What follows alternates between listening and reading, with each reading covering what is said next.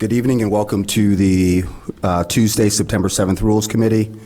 Councilmember Braithwaite, temporary chair until Alderman Nguyen comes. We have a quorum, so we'll go ahead and call our meeting to order. Is there a list of names for public comment?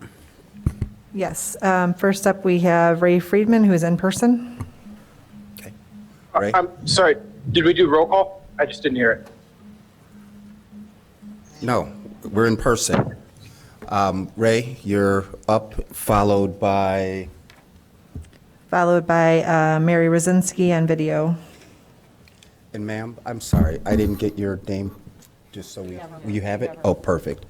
Ray, you have 35 minutes. how about we'll give you 3? 3? Yeah, thank you. Okay. Thank you. Good evening, no, good afternoon, everyone. My first issue is public notice of a meeting. So this is Human Services meeting for tonight, but there isn't any mention of Rules Committee. Why wasn't there a notice sent out for Rules Committee anywhere, any place that I could find? About 2 months ago, I called 311 and asked if I could have email notification sent for Rules Committee, which is only one of 150, seriously 150 notices that we can sign up for Evanston notices by email. So why is it so difficult for us to get an email notice for Rules Committee? I think this is one of the most important committees that there is, other than City Council.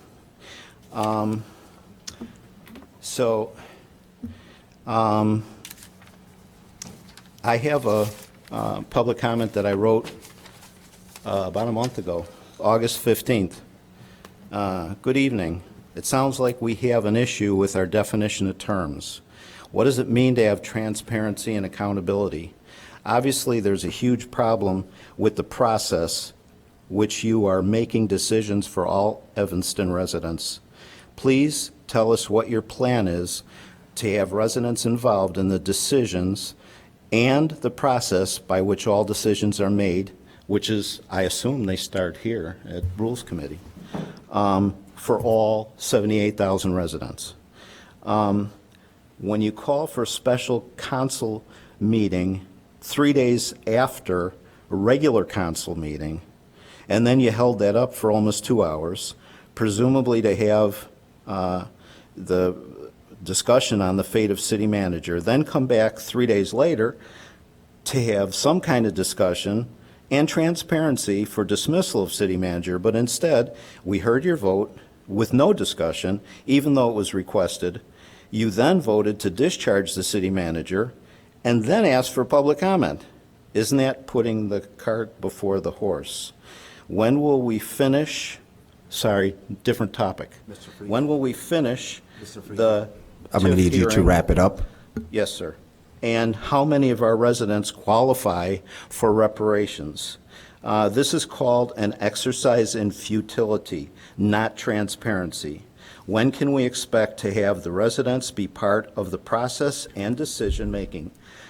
This lack of transparency Thank you for your comments. Is not working for us. And remember, when you fail to plan, you plan to fail. So why do we keep on planning to fail? Thank you. Next speaker Thank you. is Ms. Mary Rosinski. Can you give me one quick moment, Mary, just to go ahead? You have 3 minutes. Mary Rosinski going once, going twice. Our next member, or our next person up to speak. We have Meg Welch. Meg, you're up. Luke, is Meg on the call? Chair Braithwaite, as of now, there are no public comment folks on the Zoom. Perfect, thank you very much. We have Ma'am. Tricia Connolly. Tricia Conley, going once, going twice. Next we have, LJ Alul. so you have 3 minutes. I'm going to keep my mask on. Can everybody hear me okay? We can if you Okay, just good. ask you to project into the mic, please. All right, I'm just, how's that? Is that better? It- All right, great. It's your time. Thank you. Hello, everyone, and good evening. My name is LJ Lewell. My comments are going to be restricted to the Ethics Board-related items on your menu for tonight. So I have 3 comments about that. One is regarding how the complaints should be heard. I think they should be heard by the entire Ethics Board and not by a single individual whose findings get pushed up to a board of 3 people who may or may not just rubber stamp that. I think for the transparency for the public and for the public to really feel heard, that the public may feel better having their complaints heard by their own peers, regular folks appointed to the board. Secondly, regarding the hearing officer, is that a paid position? That was not clear to me based on the documents that were available that I found anyway. If it is a paid position, how much is it going to pay and how is that going to impact taxes? Who chooses this person and how is this person's credentials going to be vetted? And I'd like to have some commentary on that, or at least discussion, whether you do it in executive committee or not. And third, regarding the requirement for any prospective ethics board members that they have a prior legal background or prior legal training, I don't really think that's necessary. It's really about critical thinking, analysis, and being able to process information and compare and contrast. I don't have a legal background, like a formal legal education, but I work in fraud and risk management, and I'm fully capable of reading through the documents just fine. So those are my comments. I just hope that when you do consider the Board of Ethics, I'm glad that you are going to reinstate it. I think every town should have a Board of Ethics so that there's accountability in government. So when you think about that in your executive committee, I hope you take my comments with you. Thank you. Thank you for your comments. I just received word that we have Mary Wazinski and Tricia Conley. Thank you both for joining us at the meeting. We're still in public comments, and you have 3 minutes. Mary, if you are on. Hi. Yeah, thank you, Peter. I wanted to agree with the person before me about the ethics committee. I don't think it should just be one person who's hired. I think that having a good discussion with people who are qualified, as whoever that was that said about the critical thinking, is a much more representative of the Evanston community. And I think it's really important that we have a ability that people are appointed by the mayor and approved by council, whatever, who's on that committee meeting. The second thing I do agree also with Ray when he said getting on here. Sorry, I signed up late, but I didn't have a link to go to get on time. And so I just want to say those. So please keep the ethics board, make it 5 people so that you don't have a problem with quorum, and go forward with that. Thank you so much. Bye. Thank you very much for your comments. Our last person we have signed up is Tricia Conley.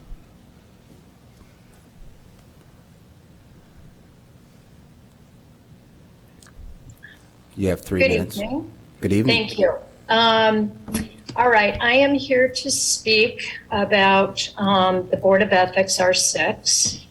And I really plead with each of you to act in consideration of the residents being at the top of the organizational chart in our city when deciding whether you can support this ordinance.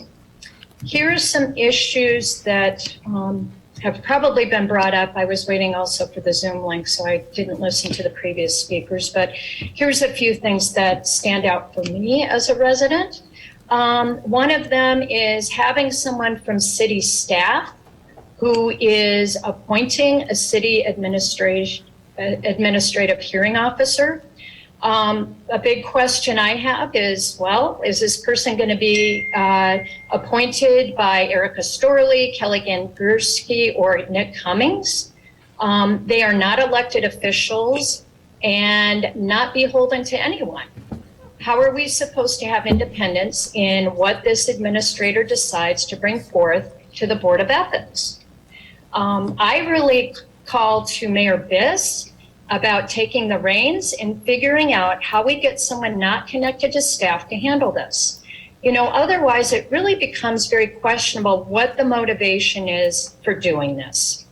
In addition, as Mary said, you know, this proposal calls for 3 members on the board. There really should be a minimum of 5, because this is going to promote a more robust democracy, and it will offer less potential for lack of a quorum, which we know has been a problem in the past. You know, I'm not clear on why staff is, you know, promoting that Skokie hasn't had an ethics complaint in recent years.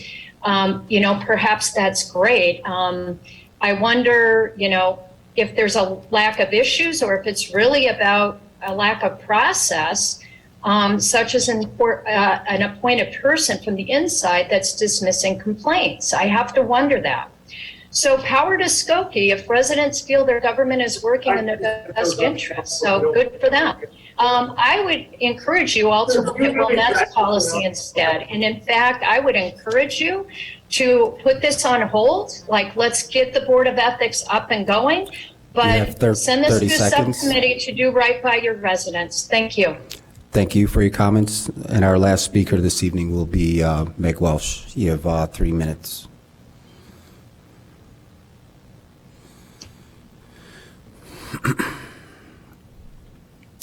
Meg Welsh going once, going Hello. twice. Okay. Hello. Hello. I'm here. Can you hear me? We can hear you. You have 3 minutes. The changes to the rules for the ethics board in R6 are, I'd like to suggest, an overcorrection to happenings in the last couple of years concerning complaints brought to the ethics board. First, it really needs to be understood that ethics and legal compliance or legality are not the same. This is a widely recognized standard, as evidenced by the inclusion of concepts in our ethics code, such as conflict of interest and impartiality and community standards, and also phrases such as the appearance of impropriety. These concepts are not adequately parsed by legal analysis. They need a much richer analysis. And this is why there are university centers for ethics, applied ethics, which actually provide training to municipal ethics boards by applied ethics scholars. And they can be called upon to assist in analysis. There's no reason to limit the ethics board membership to attorneys or to 3 members. And to do so is really to reduce ethics to legal compliance. We have legal staff that can do legal compliance. Ethics board, the very reason it's a board is it's recognized, widely recognized as something distinct. Second, to appoint a single attorney to do fact-finding and make a recommendation on the merits of a complaint is to really limit the scope of an ethics investigation from the outset by defining the issue.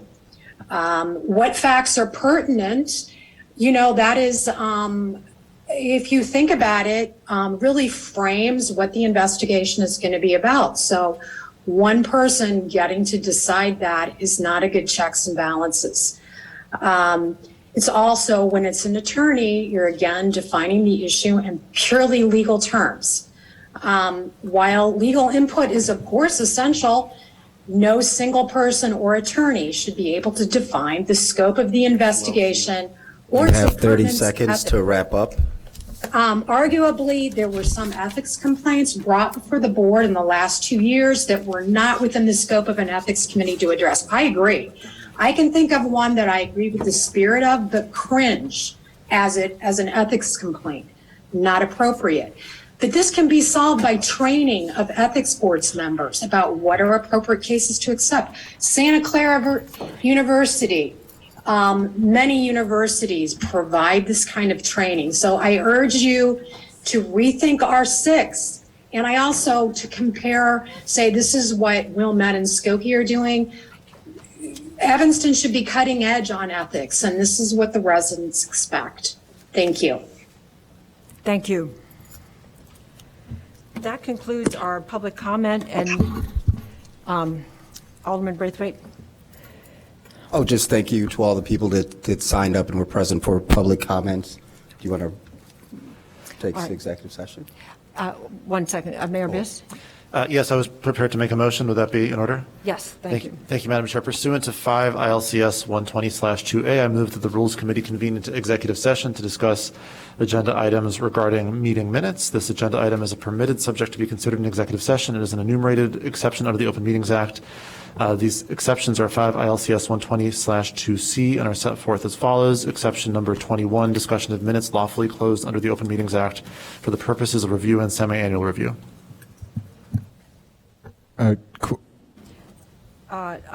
Councilmember Reed, you had your light on? Yeah, did not realize that we were going into exec before we went through the agenda, and we have.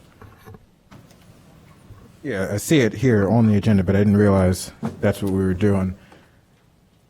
If we're just reviewing minutes, I would think that we would deal with the business of the committee first, because we have people here in the audience and online who care about the ethics board, care about the other things that are on the agenda. Executive session should be saved for last, I would think. I think in this instance, it's important for us to have the executive session before we have the Rules Committee. And that's how the meeting was noticed, just in case you, unfortunately, if you didn't have an opportunity to see the agenda before tonight's meeting, but this has been noticed. All right, Ms. Varenzelno, would you call the roll, please?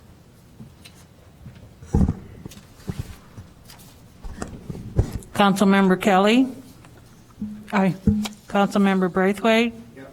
Councilmember Nguyen? Aye. Councilmember Nusma? Aye. Councilmember Burns? Aye. Councilmember Ravel? Aye. Councilmember Reed? No. Councilmember Fleming? Aye. Mayor Biss? Aye. We are back from our executive session. Thank you for your patience on that. Recording in progress. Thank you, everyone. We're going to move on with our agenda. So the next item on the agenda is R3, approval of the minutes. Would someone please make a motion? I move approval of the minutes of the Rules Committee. Second. Ms. Varenzelno, would you call the roll, please? Councilmember Kelly? Here. Councilmember Braithwaite? Yep. Councilmember Nguyen? Aye. Councilmember Nusma? Aye. Councilmember Burns? Aye. Councilmember Ravel? Aye. Councilmember Reed? Aye. Councilmember Fleming? Aye. Mayor Biss? Aye. All right, thank you all. The minutes are approved. Next item on our agenda is R4, approval of the minutes of June 7th. Would someone please make a motion with respect to that? Second. All right, Ms. Varenzelno, would you call the roll for approval of the minutes of June 7th, 2021? Councilmember Kelly? Aye. Councilmember Braithwaite? Aye. Councilmember Nguyen? Aye. Councilmember Nusma? Aye. Councilmember Burns? Aye. Councilmember Ravel? Aye. Councilmember Reed? Aye. Councilmember Fleming? Mayor Biss? Aye. All right, minutes of June 7th are approved. Thank you. First item for consideration is R5, discussion of City of Evanston City Council Rule 9.8 and conflicts pertaining to committee chair schedules. This is for discussion. The Rules Committee, we need to resolve this conflict, and there is a memo in our packet describing the conflict in the various chair schedules. If we don't do something about the Rules Committee description. So I do want, Ms. Varenzelno, did you want to talk about this a little bit? Kelly? or Ms. Well, sure, I can. So, Councilmember Reed had a question about two council members serving two standing committees at the same time. And of course, it turns out that Councilmember Nguyen is serving as chair of the Rules Committee as well as chair of the P&D. So I went through the schedule and found out if there were, to see if there were any other conflicts. And I think it states in your council packet, the conflicts that are going to happen coming on. So either the option is to exclude rules from The standing the committees. standing committee as serving two at one time, or to avoid the conflict, or we can change it where I have a list of how we can swap out names to avoid the conflict. So it's either, the option is either to exclude rules, or I can give you what I've come up with to avoid the conflict another way. So it's up to you. All right, so let's have some discussion. Councilmember Reed. Yes, thank you, Dar, for doing that legwork. I don't think that we should exclude rules from the standing committees. Again, as I have pointed out before, the Rules Committee is the most standing of standing committees because it literally has every member of the council serving on it. So it certainly is a standing committee. And I think we can resolve this conflict by reworking the chairman's schedule. As we look through it for Rules Committee, if you just go straight down the line to avoid conflicts, currently in line is Alderman Nguyen, but she's conflicted out. Alderman Braithwaite is then conflicted out. The next person in line would be Alderman Revelle, and she will soon be conflicted out as she will be chair of P&D. And then after that is myself, and I'm interested in being chair of Rules. And so I think the way that we can move forward with this easiest is just to follow the schedule. And I asked to close out this term and finish the last few weeks of Alderman Nguyen's term and then begin my term. And so I make that a motion. Councilmember Fleming. Yeah, it seems to me the easiest thing to do is just go with the new schedule that Ms. Franchano has provided here. I don't know the history of when the confusion came, but it doesn't make sense to change a rule if we can, keep the rule as it is and kind of just change our chairmanship since they have not all started yet. I also do just want to thank Councilmember Reed. I remember he brought this up 2 or 3 times before we actually listened to him and found out that he was right. So I think this is also a good lesson for us to make sure we're listening to people when they bring items up. So I hope that we just can pass this new chairmanship schedule. Thanks, Dar, for fixing it, and then we'll move forward. Any other discussion?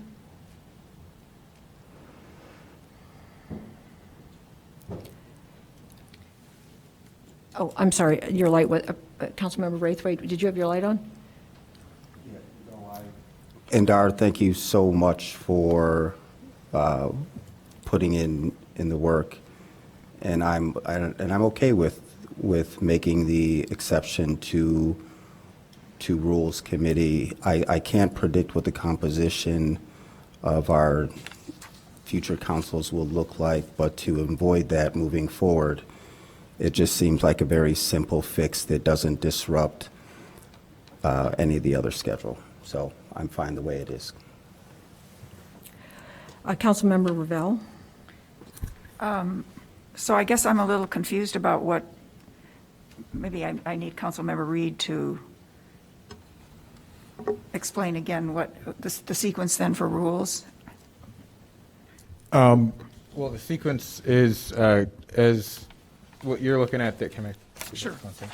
I have it here. So currently, Alderman Nguyen would serve until October 2021, but there's a conflict there. Alderman Braithwaite would be next in line to serve, according to this schedule here, but Alderman Braithwaite is currently chair of a standing committee of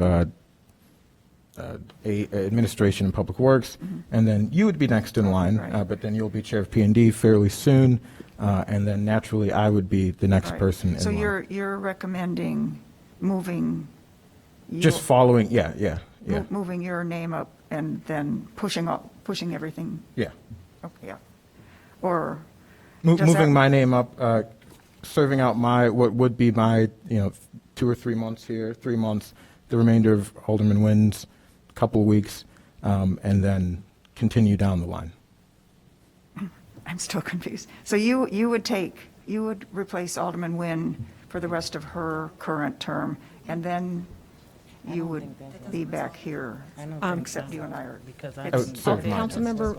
Council members, I'm hearing discussion here from the staff. Kelly, would you like to speak to this? Ms. Gandersky. Yes, good evening, members of City Council. Kelly Gandersky, Deputy City Manager. I'm speaking with Ms. Francelno. I don't think that would resolve the conflicts in total, because if Councilmember Reed took over his rules, I think there will be other conflicts going forward in the schedule as well. So the memo as proposed was to do one of two things. One, first would be exempt rules not as a standing committee, but exempt rules from Rule 9.8. Or B, the second option would be Ms. Francelno has to entirely redo the chair schedule for the next 4 years, which this wasn't the only conflict. So my understanding would be there would be another conflict down the road for Councilmember Braithwaite, Councilmember Suffredin, Councilmember Reed again. So it's a little bit of a logic puzzle for Ms. Francelno to put together because of this rule, because of Rules Committee. Okay, I have Councilmember Newsma next. I'm inclined to keep the rules as they're written and revise the schedule, have DAR do that to make sure we're in compliance with our current rules, whatever those names end up being. That's where my mind goes. I am somewhat agnostic on this, but I do think it would be easier just to exempt the Rules Committee from this Rule 9.8, and then we continue with our seniority schedule rather than reshuffle everything. And I know we haven't begun to serve on this yet, but as we can see, we're going to continue to have a number of other conflicts. I think a simpler thing to do would be to simply exempt rules from 9.8, and then we proceed as we are doing.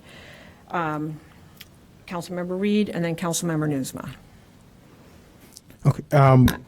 So, I think the real issue here isn't our rule, which says that a council member can't serve as chair of 2 standing committees. I think part of the issue is the way that we're determining the chair as a whole. We're using the seniority schedule, which of course is going to cause conflicts when you have all of the people who are senior at the top. It's going to create, and we have several committees, it's going to create an obvious conflict. So I think the thing we have to do is move away from in some cases, follow the seniority schedule, and where that does not work or where it's maybe not necessary, we don't have to follow the seniority schedule. I think the rules should stay the same. I think we can fix the conflict that is in existence now, and that has been in existence for months and raised. And if there are other conflicts down the road, we can certainly have DAR or someone look at those and fix those before they arise. But we have one that is clear in front of us now, and I think we should address that. Councilmember Newsma, and Councilmember Braithwaite. I was just going to offer as a suggestion, what if the mayor chaired the Rules Committee? The Rules Committee being kind of a special committee. Just throwing that out there. Councilmember Braithwaite. Thank you, Ms. And I guess, and I don't want to say this is your issue, but you're concerned about this. And I guess my question is, you've been here 4 years. You've you've made more referrals than anyone else sitting behind the dais. And you're very active in the debate. Help me to understand, because this is tying up staff's time, and I feel like this is the fourth or fifth meeting where this has come up. Like, if there's a way, and I think we said this before, just flip to make you chair, we would do it, but there'll be a continuous rotation of trying to reshuffle this that we're putting on the backs of staff. And I really think we have more important issues to resolve, not only this evening, but moving forward. And just for the members of the new council, there have been months where we just didn't meet for rules. Just this last 3 months have probably been the most intense reshuffling of chairs and looking at rules, which is fine. That's important. But we're going to continue to recycle inefficiency here with shuffling of chairs and burdening our staff to do this when you would only have to wait until December 22nd. And if you can help give me like a compelling reason to have to go through this shuffle every single time in the future for the next 4 years, like, help me to understand. If not, I'm so fine with moving forward with this and getting to our agenda, and then later on we still have human services. But the floor is yours to respond. Councilmember Reed, would you like to respond? I have two responses. One, this isn't my issue. This isn't about me or, Rules Committee as clerk. Rules are something that I focused on. So it's something I obviously care about, and I certainly do want to serve as chair of Rules, but it's not about that. It's about we as a council adopted a rule.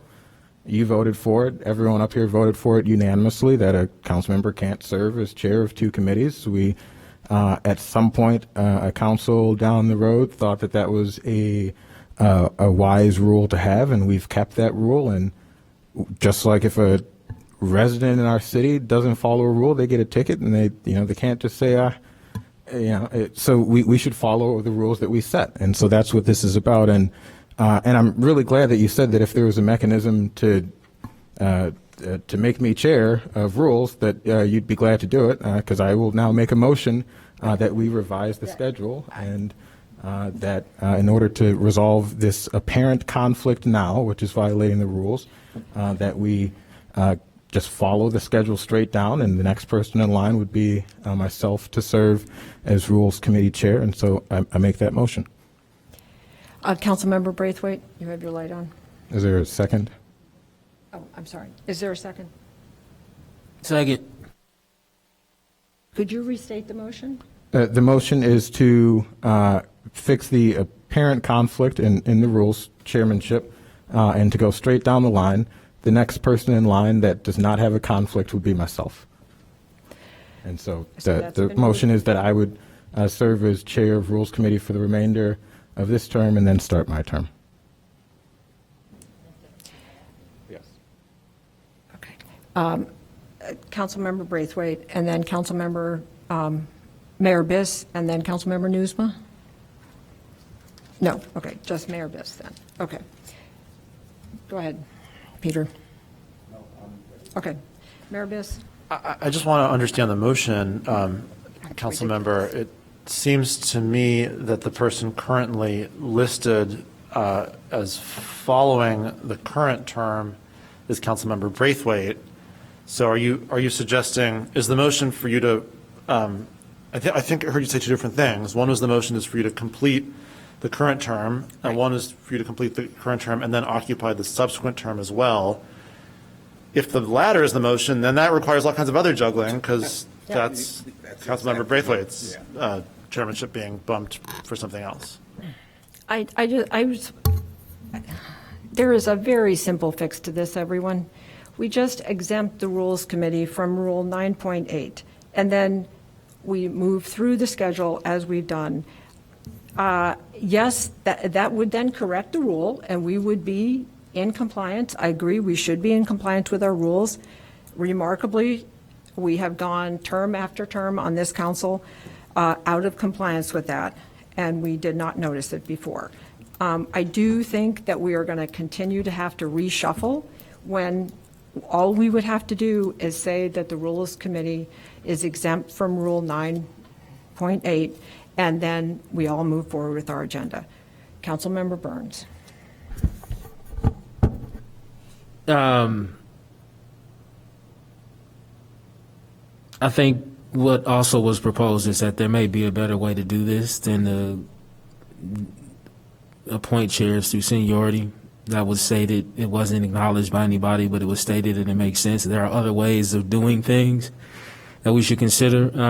But also, we should have, I think Councilmember Reed has demonstrated that he is interested in being a chair of rules, and I would like to see people assigned to positions that they actually want to do, that they have a passion about. And I would much rather like to vote on the remaining term, but also happy to vote on his term continuing into the next one. And I don't think it's, Dara can correct me if I'm wrong, it'll take some time, but it's not overly burdensome to figure this out. And the result is we have a chair that wants to do it, that is really passionate about it and wants to move things forward and has some ideas. I believe there are several referrals coming up that Councilmember Reed has coming up for Rules Committee, and I see it as a good option for us right now. Councilmember Burns, every single member of this council is elected to serve, and all of us care deeply about the chairmanships as they come to us. And I don't think a single member of this council is indifferent to being a chair. So I believe in, and I have to say I believe in the seniority system because it gives everyone a fair opportunity. And it takes the politicalization away from whoever is chair. And politicalization is exactly what is happening right now. So since you responded to me, I want to respond. So, we're all elected, right? So the politics are for the as far as this matter is concerned, the politics over. We are all elected, and so what I'm saying is, I think that he has demonstrated a certain passion and interest to be chair of the Rules Committee that I have not seen from any other member. If someone is this interested, right, in chairing the Rules Committee, then they can make that known. I have not heard it on this body. And so that's what I mean. I'm not saying people aren't here to suit up and do their job. I'm just saying he has shown a particular interest in his role. It sounds like he is next up in terms of if we look at who is conflicted out and who's not. And so not only do we follow the order, but we will have a council member that has shown a particular interest and passion in serving in this capacity right now at this moment. Okay. Councilmember Burns, I don't think you would like it if I suggested that you were not passionate about when you're chair of a committee. Just because I don't say that I am passionate about serving as chair does not mean that I am not passionate. I take my job very seriously. Councilman, I'm not talking about you. Let me finish. But I'm not talking about you. No, you just did imply No, that I'm not. I'm assuming that you agree that No, you I should no don't longer agree. serve at this moment if we continue going on with our rules. If this is not following the rules, that's what I just said. Right, okay, yeah, But this is not about who's the most passionate. I'm not going to campaign to be chair when, as Councilmember Fleming said months ago, every single person who voted for us assumed that we would have an opportunity to serve equally on every committee of this council. And that is what all of us deserve to have, not to campaign to be chair. The system that we have set up is fair. Every single member of this council rotates through chairs, and that is fair. And that is what our residents voted for. That's the system that we have. That is the fair system we have. Before I became a member of this council, chairs were appointed by the mayor. The council that I started on changed that system because people did not get a fair chance to serve. We changed that system to the fair system we have now. Now, Ms. Francelno apparently has a solution to our problem. I want to go to Ms. Francelno. Can I Does she have a a quick solution? rebuttal and then just a quick rebuttal? So again, we could have made a motion. You could have made I didn't know you were still interested in serving as chair. So I've said that before. okay, well, you could have made a motion for us to exempt the Rules Committee from, right? You could have made that motion. So I didn't even know you were interested because that's not the motion on the table. Because as chair, the chair speaks last. The chair speaks last at committees. So the chair allows any motion to come forward, and then the chair does not usually make a motion. I've been prepared. I already been suggesting that, but I'd like to hear the system that Ms. Francelno says she has.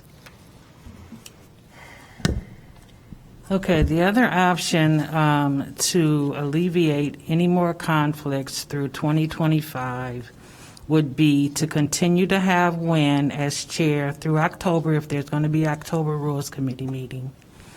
For December 2021 through April 2022, Reed would replace Councilmember Braithwaite. Suffredin would replace Revelle, and Braithwaite would replace Reed. So it would be Wynn, Reed, Suffredin, Braithwaite, Suffredin again, Burns, Kelly, Newsma. What about Revelle? Wait, there was a Revelle. Oh, I'm sorry. So You're could you right. say that again? Wynn, Reed. Reed would replace Braithwaite's slot. Okay. Then comes Suffredin. Suffredin. Oh no, that's you're right. I didn't. It's going to take some time. Yeah, never Okay. forget that. I did leave you out, Councilmember Revelle. I am so sorry. Okay. Chair. The whole schedule would have to be redone. Okay.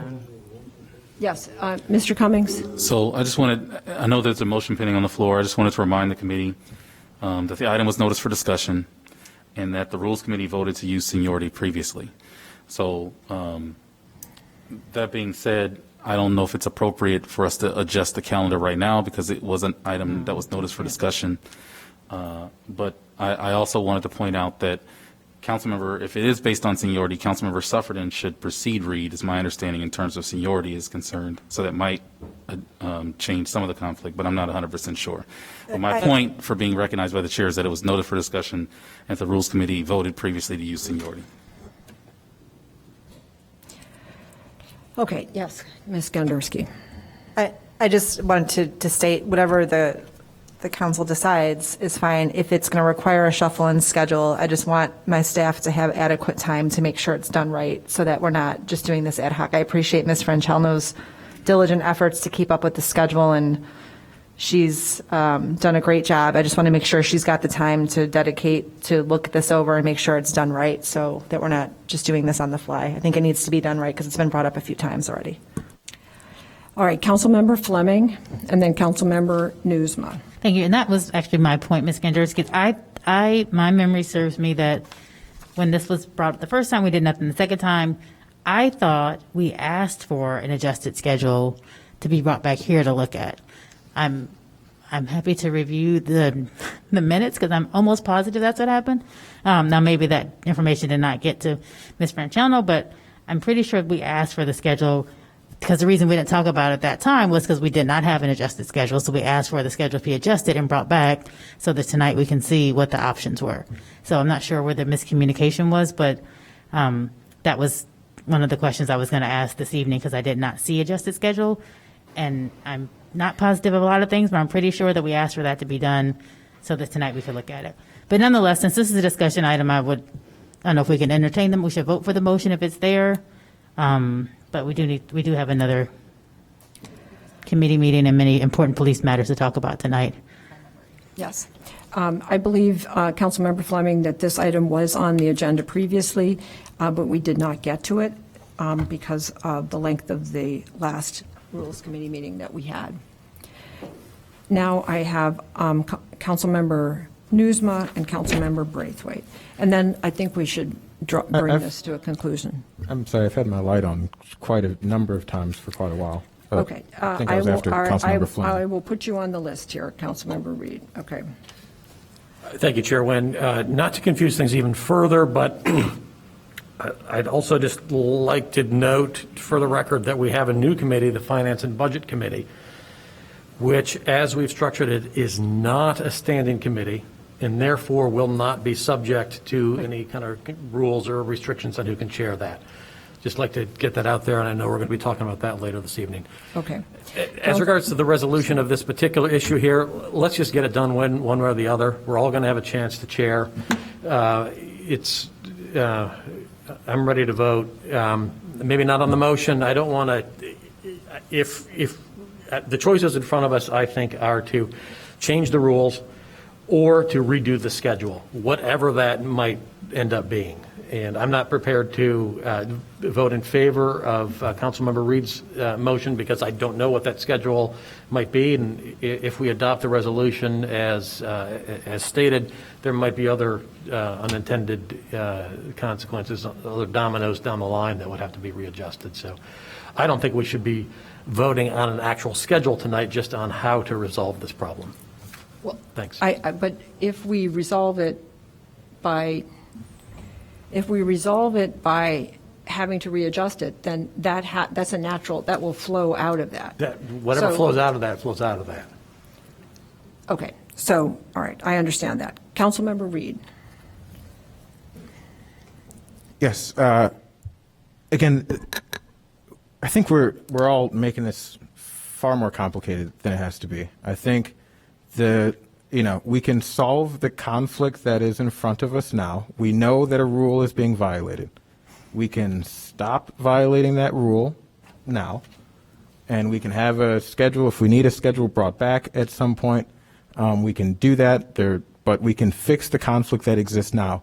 Mayor Biss, I was going to call you Mayor Braithwaite. Mayor Biss, you brought up a point about, if we were to go straight down the line, would I be bumping Alderman Braithwaite's term if I were to finish out this term and then commence mine? We actually wouldn't, because if you look down at the Human Services Committee, as it's in our memo, Alderman Braithwaite would be the chair of Human Services during that period. Then it should be Alderman Rebel then after that. Thank you. If I can not be interrupted. So there wouldn't be a conflict. So we wouldn't be, we would continue, we'd eliminate the conflict currently. We can go back and review it further, and Dar can do that. But the real thing is seniority. And to claim that the seniority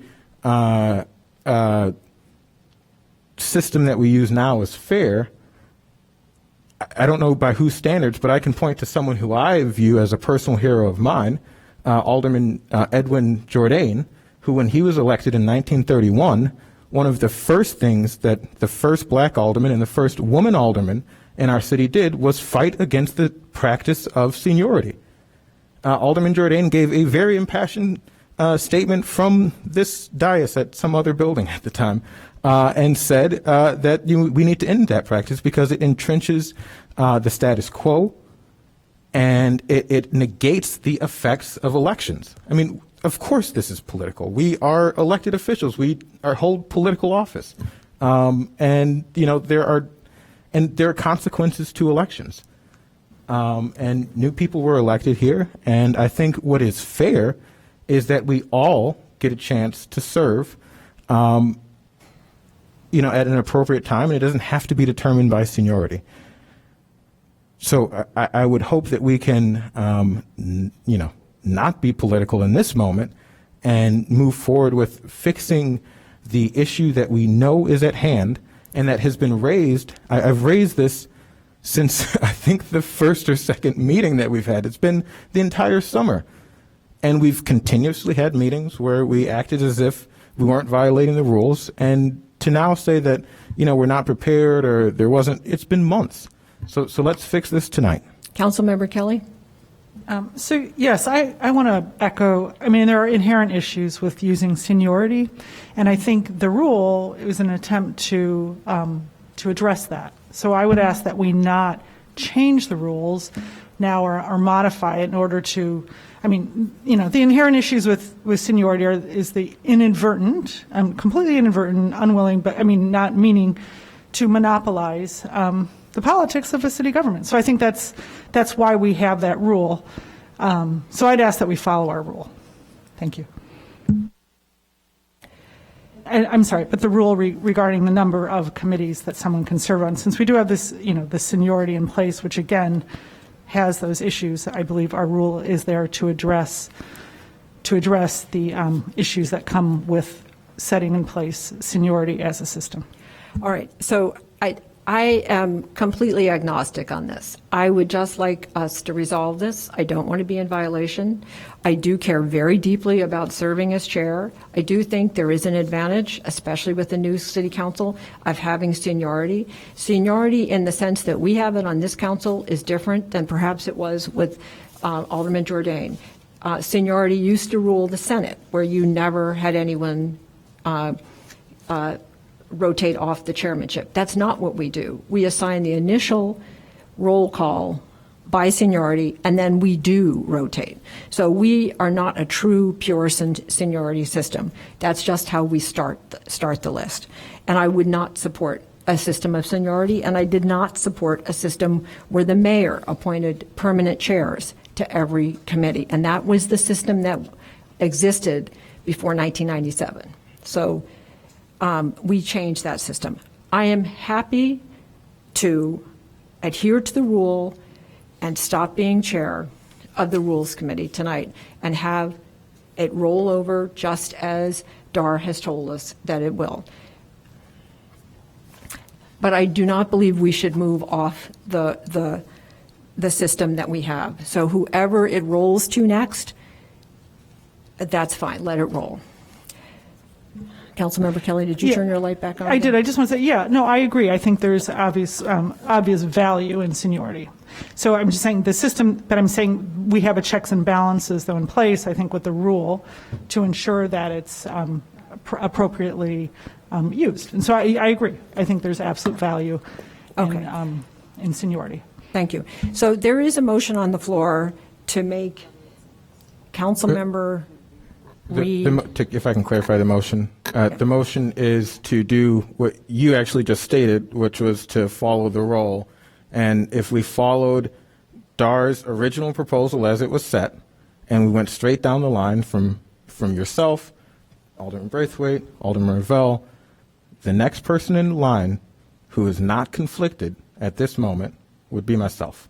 And so the motion is to do what Alderman Braithwaite said he agreed, and what you said that you agreed, which is to fix the conflict and to do it. If I could just have a point of information, I want to make sure that. I don't understand how it's you, not Alderman Suffredin, because he's not chairing. So Alderman Suffredin was the chair of Rules directly preceding this the new council coming on. So he was the chair preceding yourself. But he's next in line. No, hold on. As it was listed, Alderman Fleming was actually next in line, and Alderman Fleming agreed to swap with me, and we voted on that, and so that put me next in line. Because I was having another conflict with another committee. I understand. Now my memory is refreshed. Councilmember Braithwaite? I just want to make my comments clear. We've wasted, and this is your argument, no one else's. We've wasted. All of ours. We voted for it. Pardon me. The point that I want to make is that I said if you could be, and it wouldn't impact, because what's going to happen now, since we've continued to do this over 4 meetings without any process, and keep in mind, we've already made over 75% of changes to our rules. So this to me is no different than any of the arguments that we've had that drones on to all hours of the night. The point that I wanted to make is if it didn't impact, if we didn't have to come back to this point over and over and over again over the next 4 years. So by removing it, we're good. We're good. And then we just follow the natural progression. And I guess I would just appeal to my colleagues that we're supposed to start human services in 20 minutes, and it's conversations like these, I have to be honest, it does cause a little frustration because we haven't even addressed 1, 2, 3, 4 other items in front of us. But I'm ready to vote. All right. I have lost track of who had their light on. Someone over here. Mayor Biss. I'm sorry. Yeah, I'm sorry. I do not want to wade into the argument here. I just want to understand what we would be voting on. So as I understand it, council member, your motion is to make yourself the chair of rules effective, I guess, at the end of this meeting through the end of what's currently on our on our grid as Councilmember Nguyen's term, and then also taking what's listed on our grid as Councilmember Braithwaite's term. So my question is, does your motion include a reshuffling for the rest of the terms, or does it just leave that sort of loose and open and for us to resolve some other time? Well, so what we understand is that there's a conflict that exists now, and so we can fix the conflict that exists now and has existed for months and has been raised for months with no solution. And you know, if we were, and we can fix any other conflict that exists. I mean, if I look through this, and if you take a second look through it, the conflicts exist throughout this. So no matter what, if we keep the rule, which I think we should, and I think it seems as though the majority of folks believe we should keep that rule, that the conflict will continue to exist. We have to reshuffle. So I guess to clarify, it is to make the fix now. That with the apparent conflict, and then if we whatever we need to fix down the road, it'll need to be fixed anyhow. We can do that, but let's fix the conflict that exists now. So the motion is to make you chair of rules through April 2022 and change nothing else, correct? No, it would be make him the chair for till October, and then we would have Ms. Franciano fix everything else. Well, this is why I'm asking. You're exactly correct. He's exactly correct. Well, how about if the guy who made the motion tells us who's correct, because this is his motion? Because that would be extraordinary that you would have that much time on as chair of the rules. Well, the way it would work is that I'm unclear. Is this set as if the committee only meets every other month?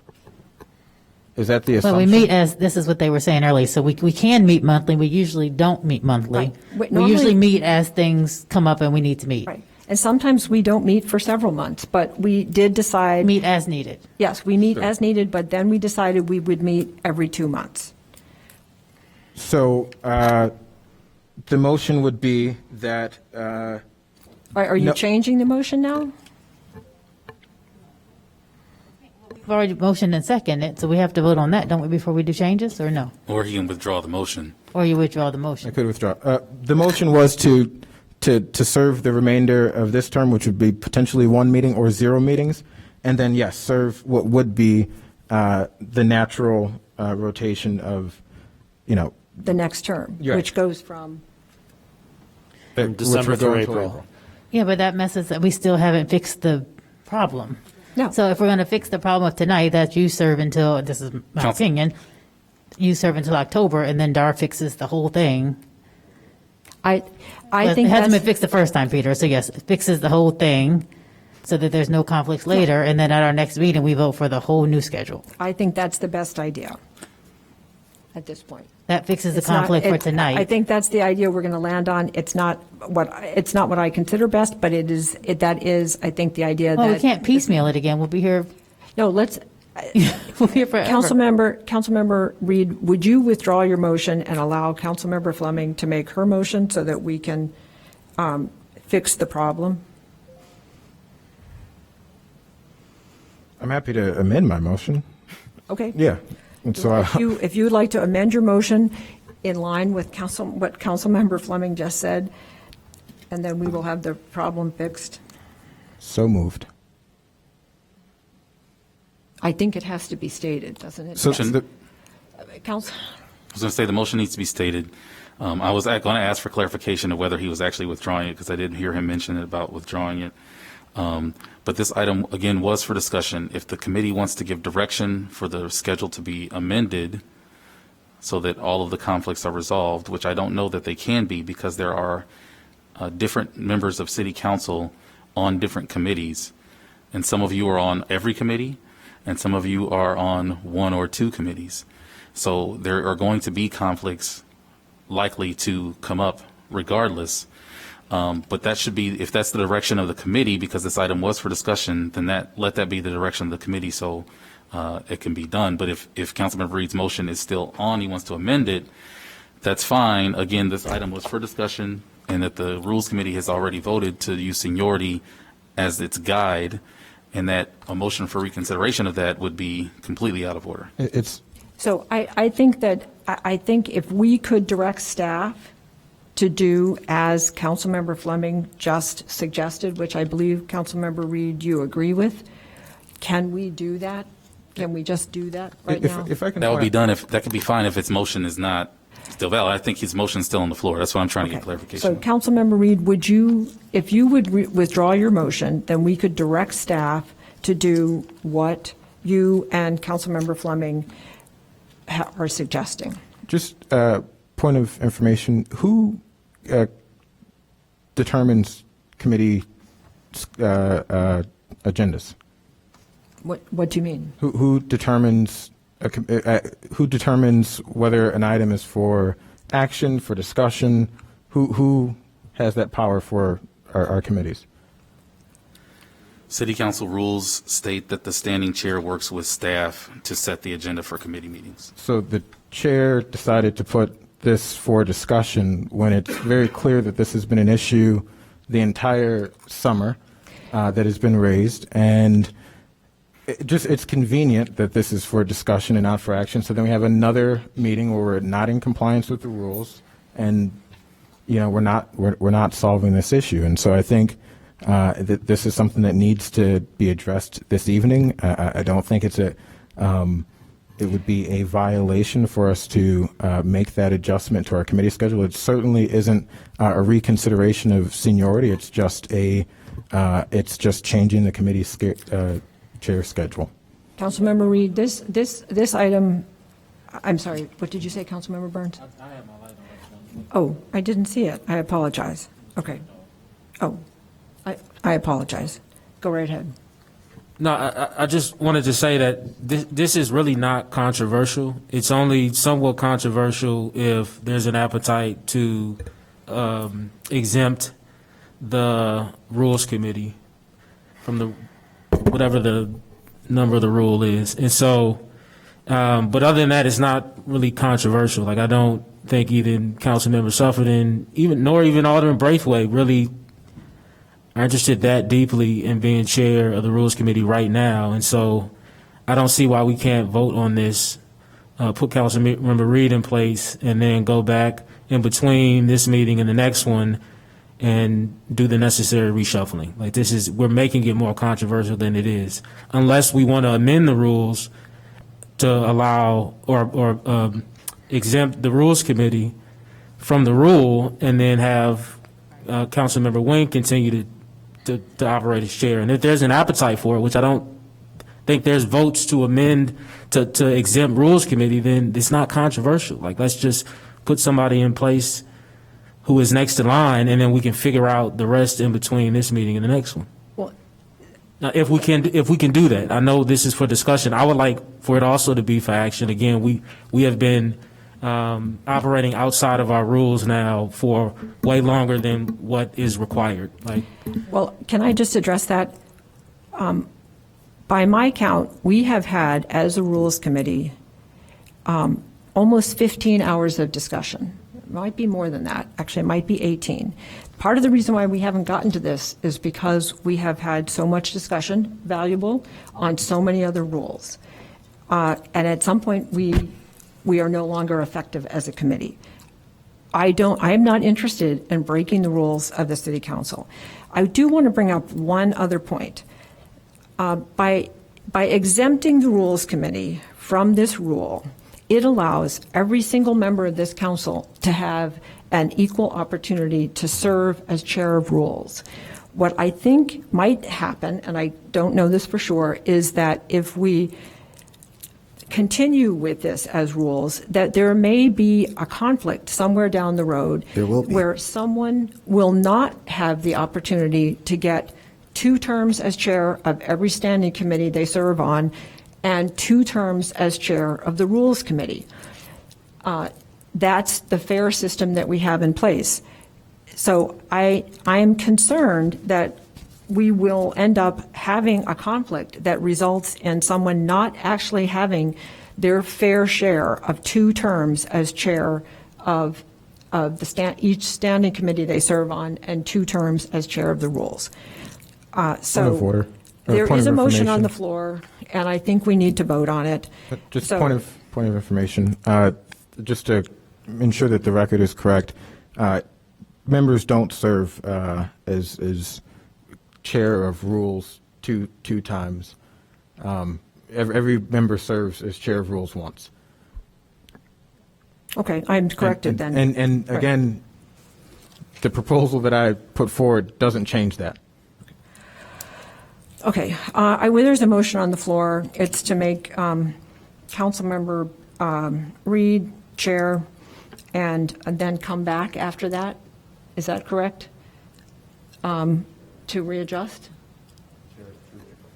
I can't hear you. So to make Councilmember Reed chair for the balance of the current term and the subsequent term ending in April of 2022, and to resolve everything else After some that. other time. Okay. All right, Ms. Francelno, would you call the roll? Wait. No, one term. Chair until October or chair until April? Those are very different things. To clarify, it would be to serve a term. It would be to just begin the term, not to, if we need to adjust it, to just begin what would be my natural term. Since we can correct the schedule, it would be finishing the remainder of this and just serving what would be a natural however long this term would be. So if I can make a suggestion, Chairman. Yes, please. So to Councilmember Reed's most recent point, it's usually assumed that there's only going to be 3 Rules Committee meetings in a term.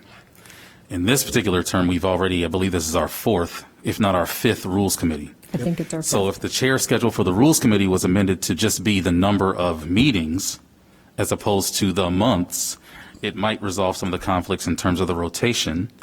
And then that way he could be chair in October or something of that nature. But the issue is still going to come up again, and it really needs to be either it's till October and we come back with a new schedule, or it's till April and he's the longest serving Rules Committee chair in the history of the Rules Committee, and then we come back with another schedule as well. One or the other. I don't know if that statement was correct, but. Well, okay. All right. I don't know what the motion is. I think that I think we do not understand what your motion is, so I'm not sure how we can vote on it. It's void for vagueness as far as I can understand. I don't understand what you have to spell it out in the months. Okay, so it seems as though every member of the council serves about, if it's 3 months and we're assuming there's a meeting every other month, it seems as though folks serve for about 6 months.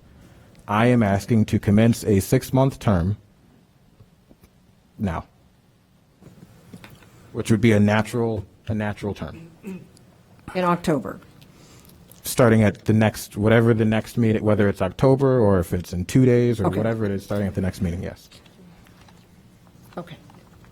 All right. Is that your motion? Yes. Okay. And then okay. And then we still have to resolve. We still have to do the rest of the schedule. And I'll amend my motion, a friendly amendment, if there's no objections, to also to make the resolution and then to have city staff come back with a completed schedule that is conflict-free. Okay. Right. Yeah, So it has to happen. would the seconder please resecond that? Second. Okay. All right. Ms. Francelno, would you call the roll, please? Councilmember Kelly? Aye. Councilmember Braithwaite? No. Councilmember Wynn? No. Councilmember Nusma? No. Councilmember Burns?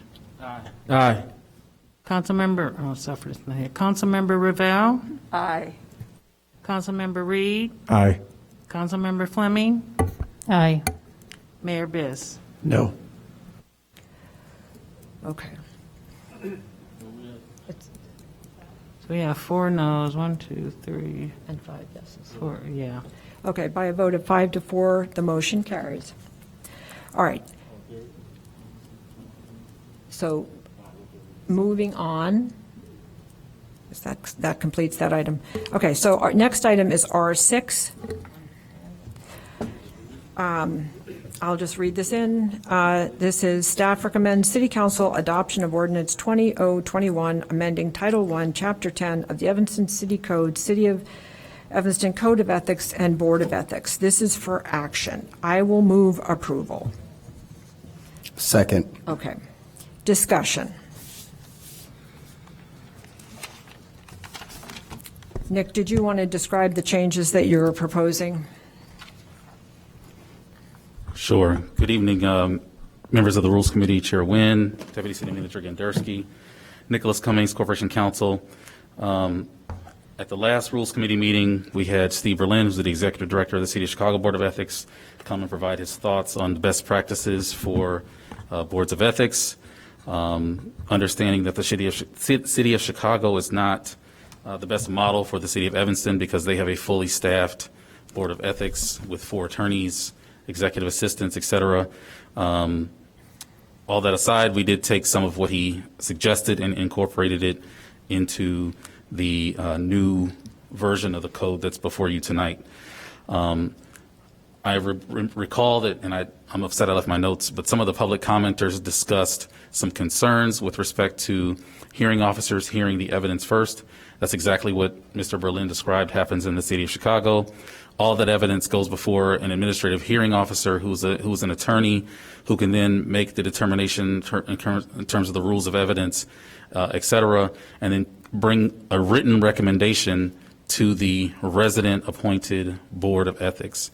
Unlike Chicago, there will be no sort of secret meetings with the respondent and the Board of Ethics before any sort of resolution.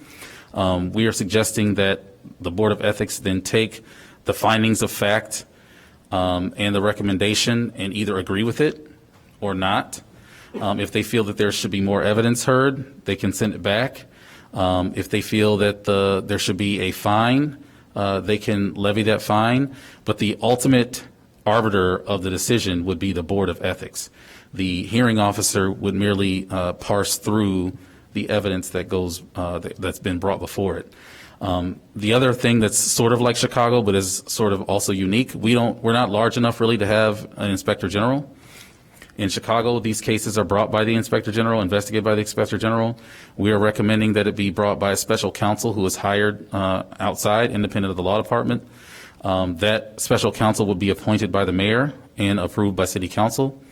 That special counsel would then be charged with investigating ethics claims, as well as any other suggestions in terms of our ethics code to bring to city council.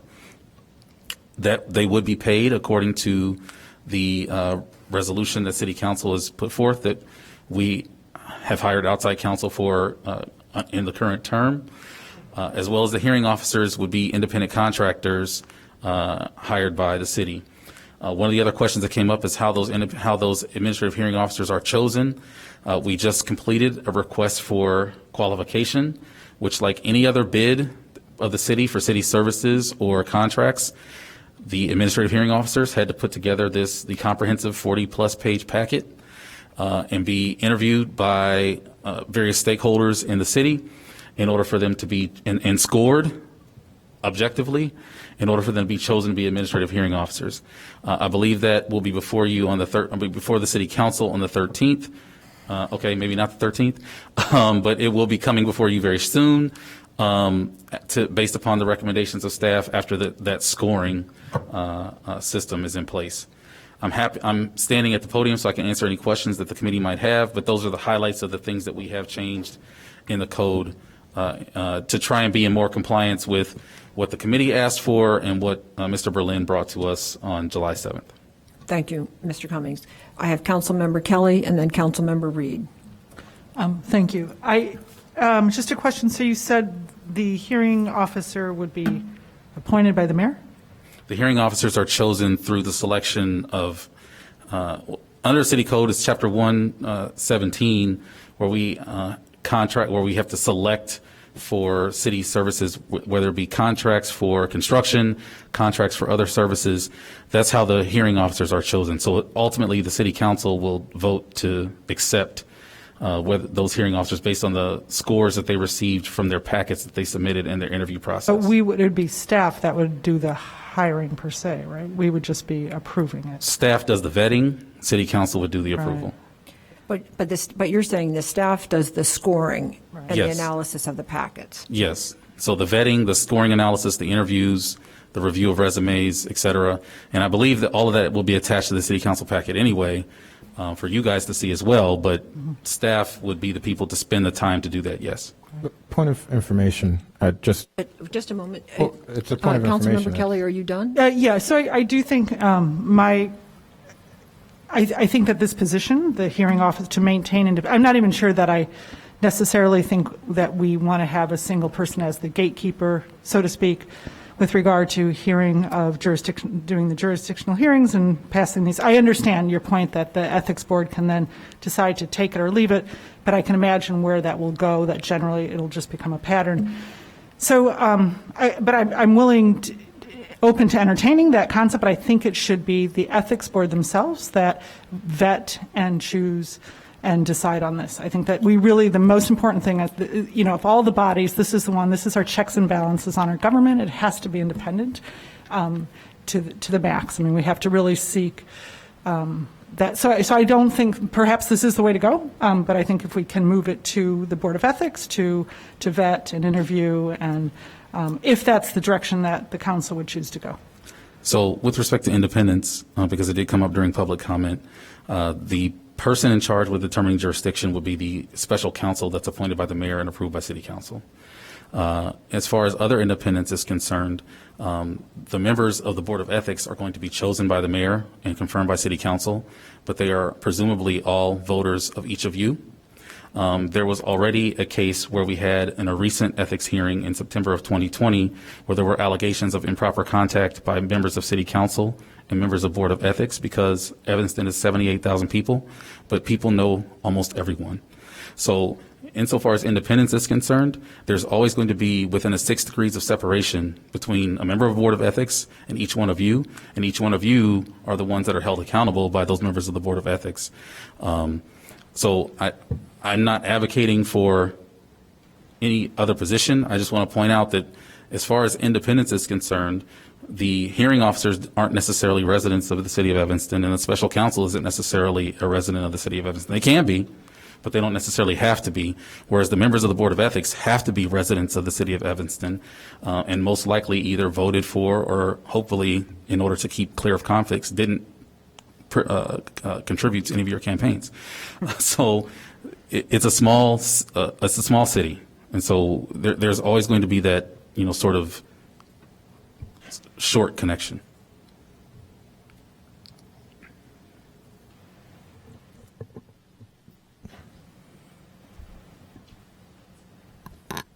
I'm sorry. Thank you. Councilmember Reed. Yes. To a number of points, it was my point of order or point of information originally. With hearing officer selection, it's just for clarity for everyone in the public and for my colleague from the First Ward. When you say that staff brings forward the hearing officers, it's not like and please correct me if I'm wrong, but it's not as if we're brought a list of hearing officers. It's, Joe Schmo or Jane Doe is chosen as the hearing officer, and we just approve that person who's already been selected by staff. No, in theory, there's a request for qualification packet that goes out, and there are a multitude of submissions made. In this particular instance, there were not a lot of submissions, but there are a multitude of submissions that are made, and those packets are evaluated and scored by staff, and then those, I believe we wanted to choose between 2 and 3, so the 2 and 3 highest scoring will be brought to City Council. Right. Okay. So staff selects, and then council just approves based on staff selections, just for clarity.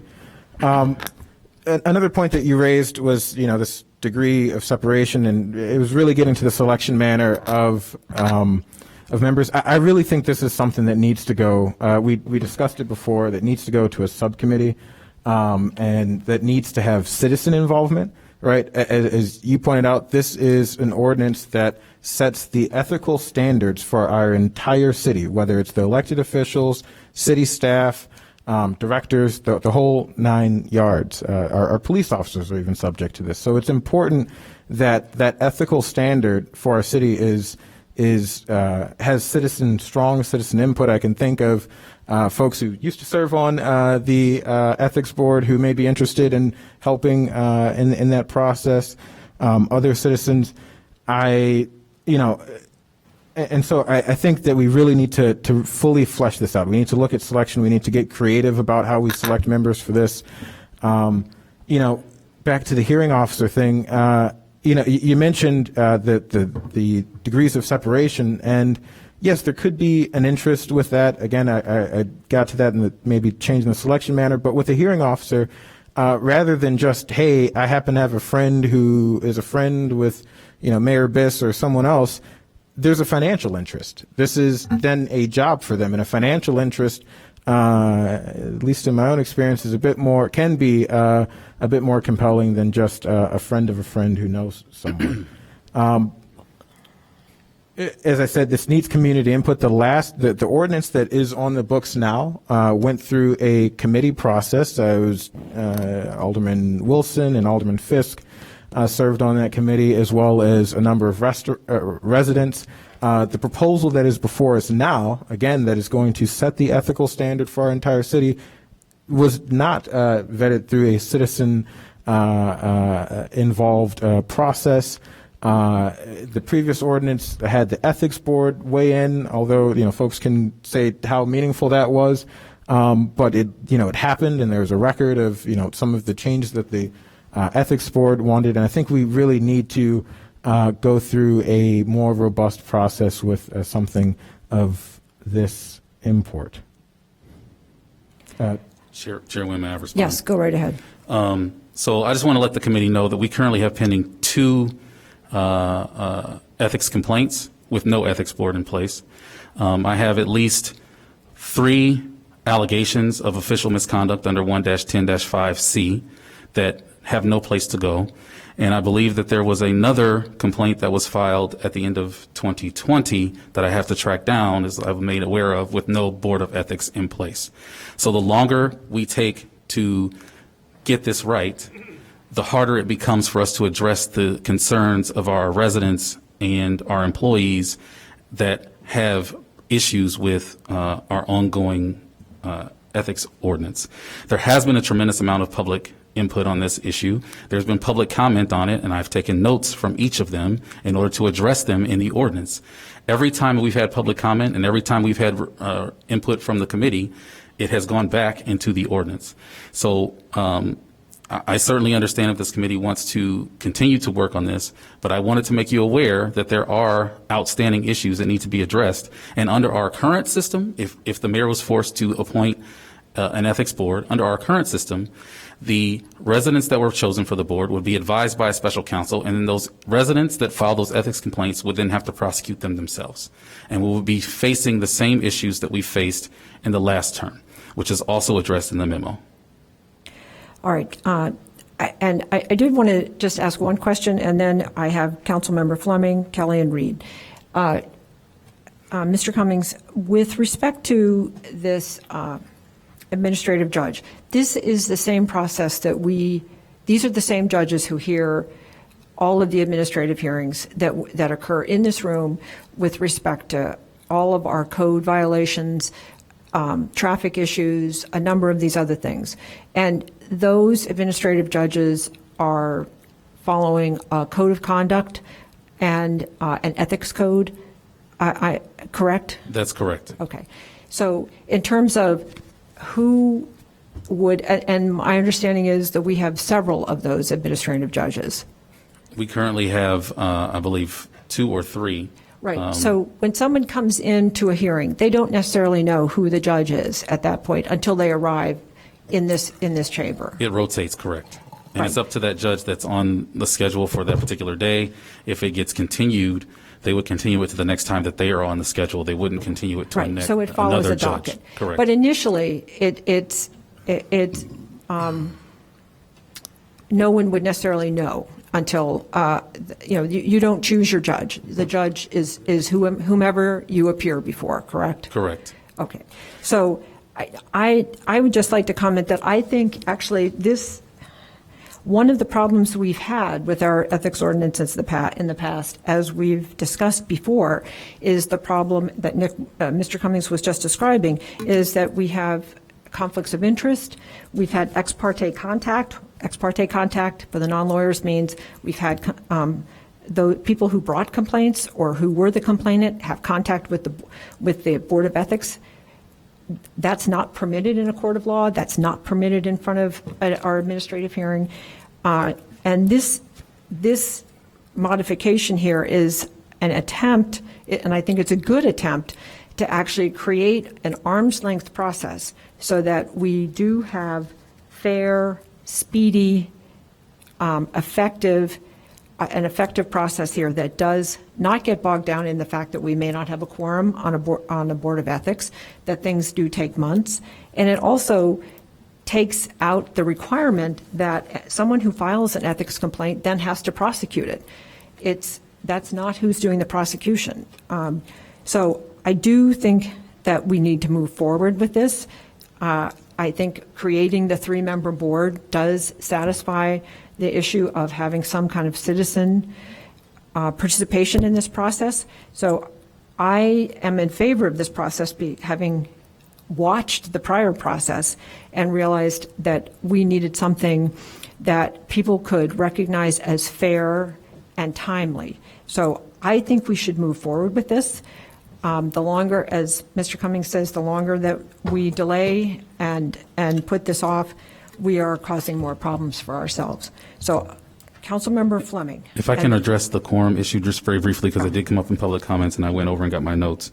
With a 3-member board, I certainly understand a desire to have more people, but with a 3-member board, you only need 2 to have a quorum, as opposed to with a 5-member, you need 3, a 7-member, you need 5. And that was a continuous problem in the last term, was achieving a quorum for the Board of Ethics, because these are citizen volunteers who don't necessarily have real work lives.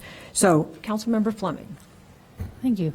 So thank you, Nick, for amending this. I know that this is, I don't know what version we're on, and the first one I think didn't involve any citizens, and so I appreciate that you did amend this, assuming, like you said, based on public comment. I realize that this is not, we are not going to ever find consensus probably as a group, and as Councilmember Burns said earlier, some things are more important to people than others. I have not been to Ethics Committee.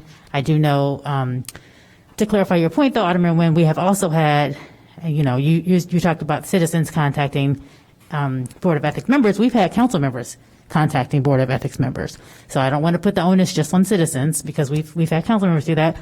And the last gentleman that I appointed, who was going to serve this kind of very short term to hear this one last case, very nice man, will probably never do it again. And if he talked to any of his neighbors, would never recommend it as an experience for another citizen to go through. So even though we want to make this, I think you're right, the 6 degrees of separation, we want to make this robust and all that stuff. We also have to realize this is a volunteer position that we might not have a robust number of citizens who want to participate in. I imagine we'll have some of the people who come and are concerned and are interested in this topic, but it just might not be that we have a plethora of people who want to serve on this committee.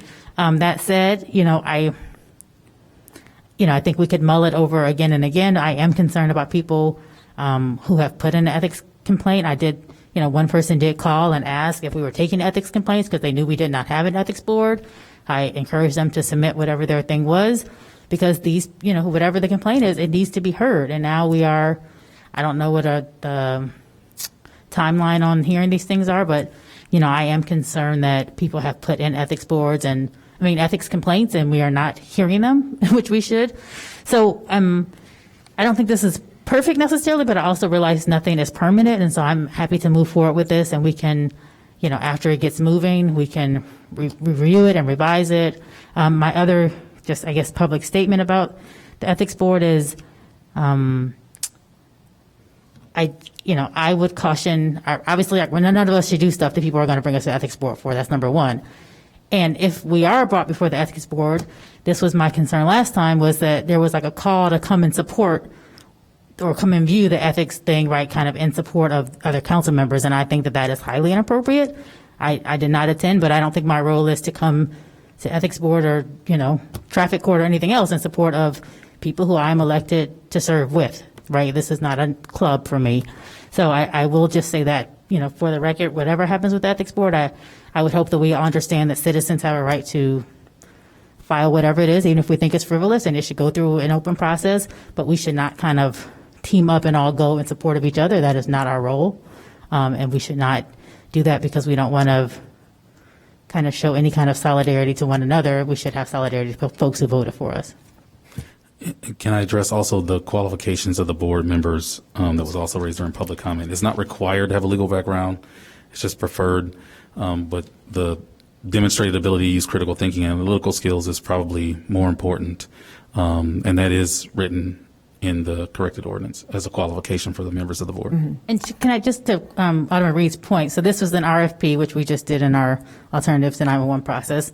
So it's an RFP. Apparently it's closed, but had it not been closed, we could have also sent it to whoever we thought should apply for the position. And when they do come to us, I can't remember the last time I looked at one, but we could say yes or no. We can also, I believe, ask for all the people who applied, whether they made the top scoring or not. So we have a full list of who applied. And if we don't like the 3 that are brought to us, we could, definitely it's in our purview to ask staff to go back and, do whatever, reevaluate, open the RFP again. We've done that before when we haven't had kind of qualified candidates answer RFPs. So just because staff is doing kind of that initial scoring doesn't mean we have to go with who staff brings us. I mean, we have to get somebody because we do need an ethics board, but, and as he said, we don't have a plethora of people. So it might be that they only bring us 2 because only 2 applied. I have no idea. Well, and also, that's a good point, Councilmember Fleming. We have had in times past times when our staff has come to us and said that no one who applied for a particular contract qualified, and that we had to go back out again. So that is not unheard of. So Alderman Ravel had her light on, and she has not spoken yet. So I'm calling on her next. Then I'm going to call on Kelly and Reed. Yes. Well, just real briefly, we have been working on this massive revision to the ethics ordinance for months and months and months, and I think staff has been very responsive, listening to comments from us here on the dais as well as from the public. I was reluctantly ready to vote for the last version, but I like this version much better now that it does have a citizen board of ethics with a role in the process. So I think it's time for us to approve this and, get our ethics process up and running, because we do have all these issues that are just waiting to be resolved. All right, thank you. Councilmember Kelly.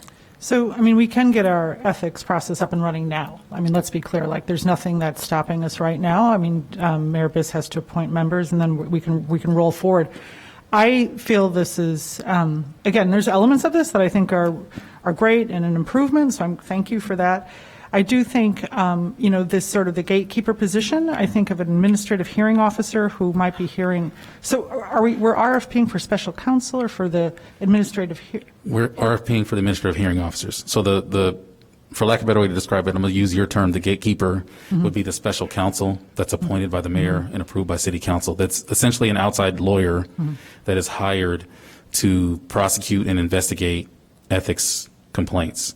As well as if I go back to the duties assigned to special counsel in the revision, recommendation to the mayor, the city manager, and city council, policies and methods for eliminations of inefficiencies and waste in resources, and the prevention of misconduct would also fall under the rubric of this particular special counsel. They would be asked to respond to subpoenas and Freedom of Information Act requests associated with the Board of Ethics. So they would essentially be acting as an inspector general without us having to employ an office of the Inspector General for the city of Evanston. on a consultant basis. Yes. Yeah. So, and then the administrative hearing officers would. Those are independent contractors that hear hearings for all code violations, building code, traffic code. We're now just asking them to hear ethics code violations as well. So I feel like that's not serious enough. I think in Chicago, they have the funds, as you pointed out. It's a large department where they're fully staffing people full time who are specialists in this area. And I feel like we're really minimizing the importance of ethics by having this reside with hearing officers, administrative hearing officers. I think it really is important. We can start hearing. I think it would be great right now to get people appointed and to begin hearing complaints now, and to have a subcommittee where we can convene, take all the great work you've done and convene experts so that the public they've only participated in that they've come to public comment at council. They haven't participated in meetings with the new council around, a subcommittee just focused on ethics. And I think it is important that we convene with experts and that we get this right and that we don't rush through this because we're in the process of voting on staff's recommendation. We can appoint a board and start right now. And I think also, I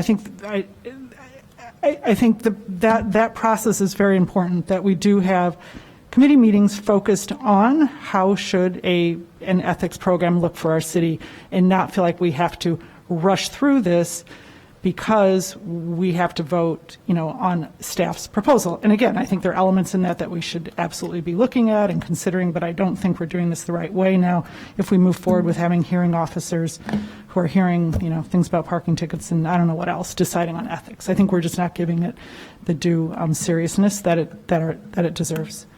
All right. Insofar as that's concerned, Chairwoman, we're just trying to be efficient with the use of our hearing officers. We certainly could have separate hearing officers. It's just for ethics complaints, which is what the city of Chicago, to your point, does. I just don't know if we have the finances We don't. That's why I think we need to stop. I think we should have a subcommittee. I think we should begin right away hearing. And the other benefit is if we begin and Mayor Biss appoints members, then we can look at and discuss and see what's going right and wrong and really get it right, as opposed to taking a shot at this right now because we're feeling rushed. I say we begin hearing complaints, and that a subcommittee convene with experts and see what the issues are as we move forward and get it right, so we're not coming back again and redrafting this. All right. The last council member I have here is Reed, and I think we should, this has been moved and seconded, so then I think we should vote. So, Councilmember Reed. Yeah, there are a number of things that I think need to be changed with this. Just one clarification, Councilor Cummings. Under our current code, since there is no Board of Ethics now, under 142, code violations and citations, could these matters not go before an administrative judge now? And while you're looking into that, I will say to my colleagues here that I think this needs certainly more of an actual public process akin to the ordinance that is on the books now. We just passed the current ordinance 2019, maybe. That sounds about right. 2018 or 2019 is when we passed the ordinance that's on the books now. And we have some new members, but many of the members who are still here, you voted for that. It was suffice then. I think we can operate with that version until we come back with a better version that is both improved and also addresses the concerns that residents raise, the concerns that myself and other council members have. I'd love to see a subcommittee created. If not a subcommittee, I think we need to do some kind of intentional outreach specifically about this to get meaningful input from residents who care about this. And again, when it comes to the selection manner, we can get creative. We just need more time for that. I'm interested in the subcommittee. If not the subcommittee, then at least holding this a bit. But Councilor Cummings, can you answer the question about 142? Certainly. There's no body in the city, body in terms of entity, that can issue a code violation for ethics. That right now, under our city code, that complaint is lodged a certain way. So there's not a way for someone, no entity within the city to issue a ticket for violating the ethics code, which is what 142 talks about. A fine is a potential penalty of violating the ethics code. Is that correct? What I'm saying to you is it's not as if Health and Human Services or the code, the building standards can issue a ticket for a violation of code of ethics. Right now, the way that the city code determines whether there's a complaint is there's a process already in place, and it has to be a formal complaint filed for a code of ethics. So 142 wouldn't necessarily apply because there's no one to issue a citation, which is what 142 talks about. Additionally, I don't know if it's appropriate if there is a member of the body who is currently suing the city for violating their certain rights under the ethics code, which is actually happening right now under the current ethics code, which is why it needs to be revised, because there are issues with the current ethics code. So there is a member of this body who is currently a plaintiff in one of those cases that I have to defend on behalf of the city. So I don't know if that's actually appropriate as far as this is concerned. I think it should either be addressed by a vote. If it votes no, if the vote is no, then we will go back to the drawing board and take direction from the committee. That is what I think we should do. I think there is a motion on the floor. It's been seconded. I believe we should call the roll. Ms. Francello, would you call the roll? I'm sorry, then I had the floor there before Mr. Cummings. I apologize, Councilmember Reed. So then I make a motion to hold this. It seems. I believe this has been held before. It cannot be held again. So we determined a while ago that the rules for council do not apply. You specifically said the rules for council do not apply to the committees, and thereby the rule that you're referring to, that it can only be held once, is a council rule, and so thereby does not apply. And I motion to hold this. Mr. Cummings? That motion will be out of order because there's a motion pending. He can that motion to hold supersedes. He can make additional motions, secondary motions, but a motion to hold is not one of them. That's not an appropriate motion under Robert's rules. Right. Point of clarification, because any time a motion to hold is made, there's a motion on the floor. You have to hold. There has to be a motion on the floor in order to hold something. The appropriate motion would be to postpone indefinitely, to amend, to commit, to postpone, to limit, previous, question, or lay on the table. Mr. Reed, you can make one of those secondary motions, but a motion to hold, Councilmember Reed, that would not be appropriate motion to hold it. So you can make another subsidiary motion. The motion is to hold. The motion to hold is in order. Now, a motion to hold is out of order according to the Corporation Council. Councilmember Reed. Well, then I motion to postpone indefinitely. Well, no, because here's the key. Here's the difference, because the key is a motion to hold only requires a second. It doesn't take a vote. There's any other kind of motion takes a vote. So a motion to hold is a specific motion. The motion is completely within order. Councilmember Reed, I am required to follow the Corporation Council's advice to this council. Corporation Counsel Cummings has advised you of the right steps to take in order to achieve the action you want to achieve, but moving to hold is not one of them.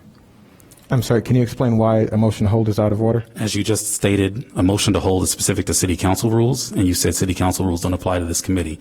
So therefore, we follow Robert's Rules of Order. A motion to hold is not appropriate under Robert's Rules of Order. I've given you the motions, the subsidiary motions that are available under Robert's Rules. You can make one of those. Okay, I motion to send this to a motion that we have this come back with a proposal for a subcommittee that will look in this, that will include both council members and residents who are willing and desirous to serve to help us draft a good ordinance to replace the current one. Is that a motion to commit or refer? That is a motion to commit it to the next agenda with a subcommittee proposal. Can I amend the amendment? I don't believe that motion would be appropriate, but if there's an amendment, she may be able to correct it. Okay. Well, I just want to amend the amendment that we proceed with appointment to the current ethics board, current status that we have right now for the ethics board, and proceed to form a committee to a subcommittee of the rules committee. I'm sorry, Councilman Kelly, I couldn't quite hear you. So I'm amending. That was an amendment, right, Councilmember Reed? No, it was a motion to commit. Can you reiterate? Can you say that again? My motion is to defer this to the next Rules Committee meeting and have us develop a plan to have a subcommittee look at this. As far as what your point was about the ordinance, the current ethics law exists, so there wouldn't need to be a motion to say that we're going to follow. So we can go ahead and appoint members and start hearing complaints. There's nothing to preclude us from doing that. There's nothing precluding us from doing Okay, that. then I'll second that. Corporation Counsel Cummings, was that motion in order? It's nothing, it's no different than the motion to hold, so I don't believe that it is. A motion to commit or refer would be to send it to a different committee. And I thought that's where he was going, but that committee doesn't yet exist. So his other options are to postpone indefinitely or to lay it on the table, which would be until the end of this meeting. And he has not made that motion. Or you can amend, right? He wants to make a subcommittee, which you don't make by motion usually, right? The committee is empowered to create subcommittees on its own, if that's what the committee wants to So do. where does that leave us with the initial action we took, or the first and second, or whatever it was at this point, Right. to just Well- vote on what's in front of us? Are we still doing that, or are we not doing Well, that? I would like to do that, but I know, but does this new motion prevent us from doing that? It does not, correct? It does, since because this motion is not in order, according to our Corporation Counsel, which means we go back to the original motion to approve the amending of the Title I, Chapter 10, which is what we have before us. Ms. Following the Francello, rules would you now. I call like the it. roll? Thank you.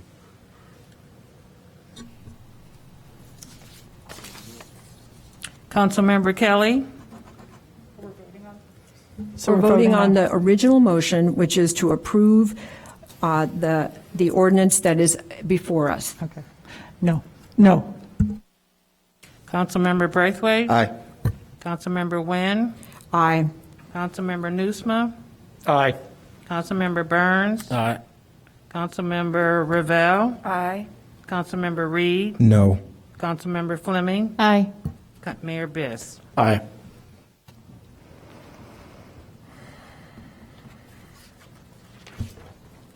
What did you got? 7-2. By a motion, by a vote of 7-2, the motion carries and the ordinance, it'll just be sent to city council. yes, will be sent to the city council. Yes, thank you. All right. Yes, Councilmember? I would like to see the committee created, though. I just want to be clear on that. So I don't know how we do that, but I think if there's an interest in people to serve on that committee, I certainly would be happy to do it, but I would like to see the committee created. Sorry, disregard that. Okay, thank you.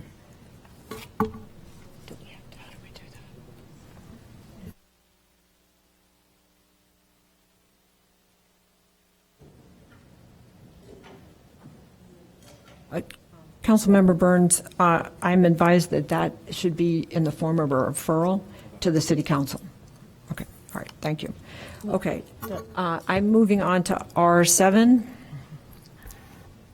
I can do R7, and it'll be 2 Thank you. minutes. Update on discussion for referral from the Referrals Committee to the Rules Committee.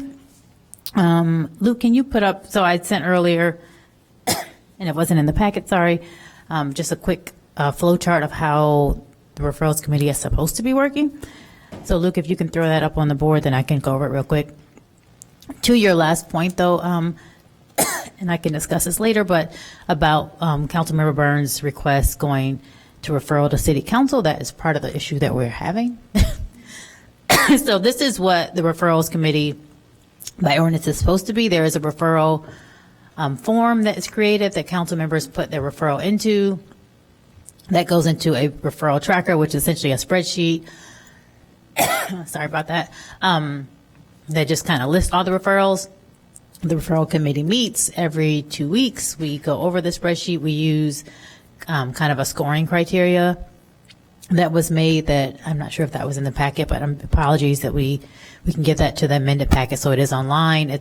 It's actually online now on the referrals committee website, but we'll also add these two things to the notes. We use that. It's a very public meeting. Myself, Councilmember Ravel, and Mayor Biss. We score them based on things like time sensitivity, how much staff time is it going to take to work on the issue, how much community input might be needed, so on and so forth.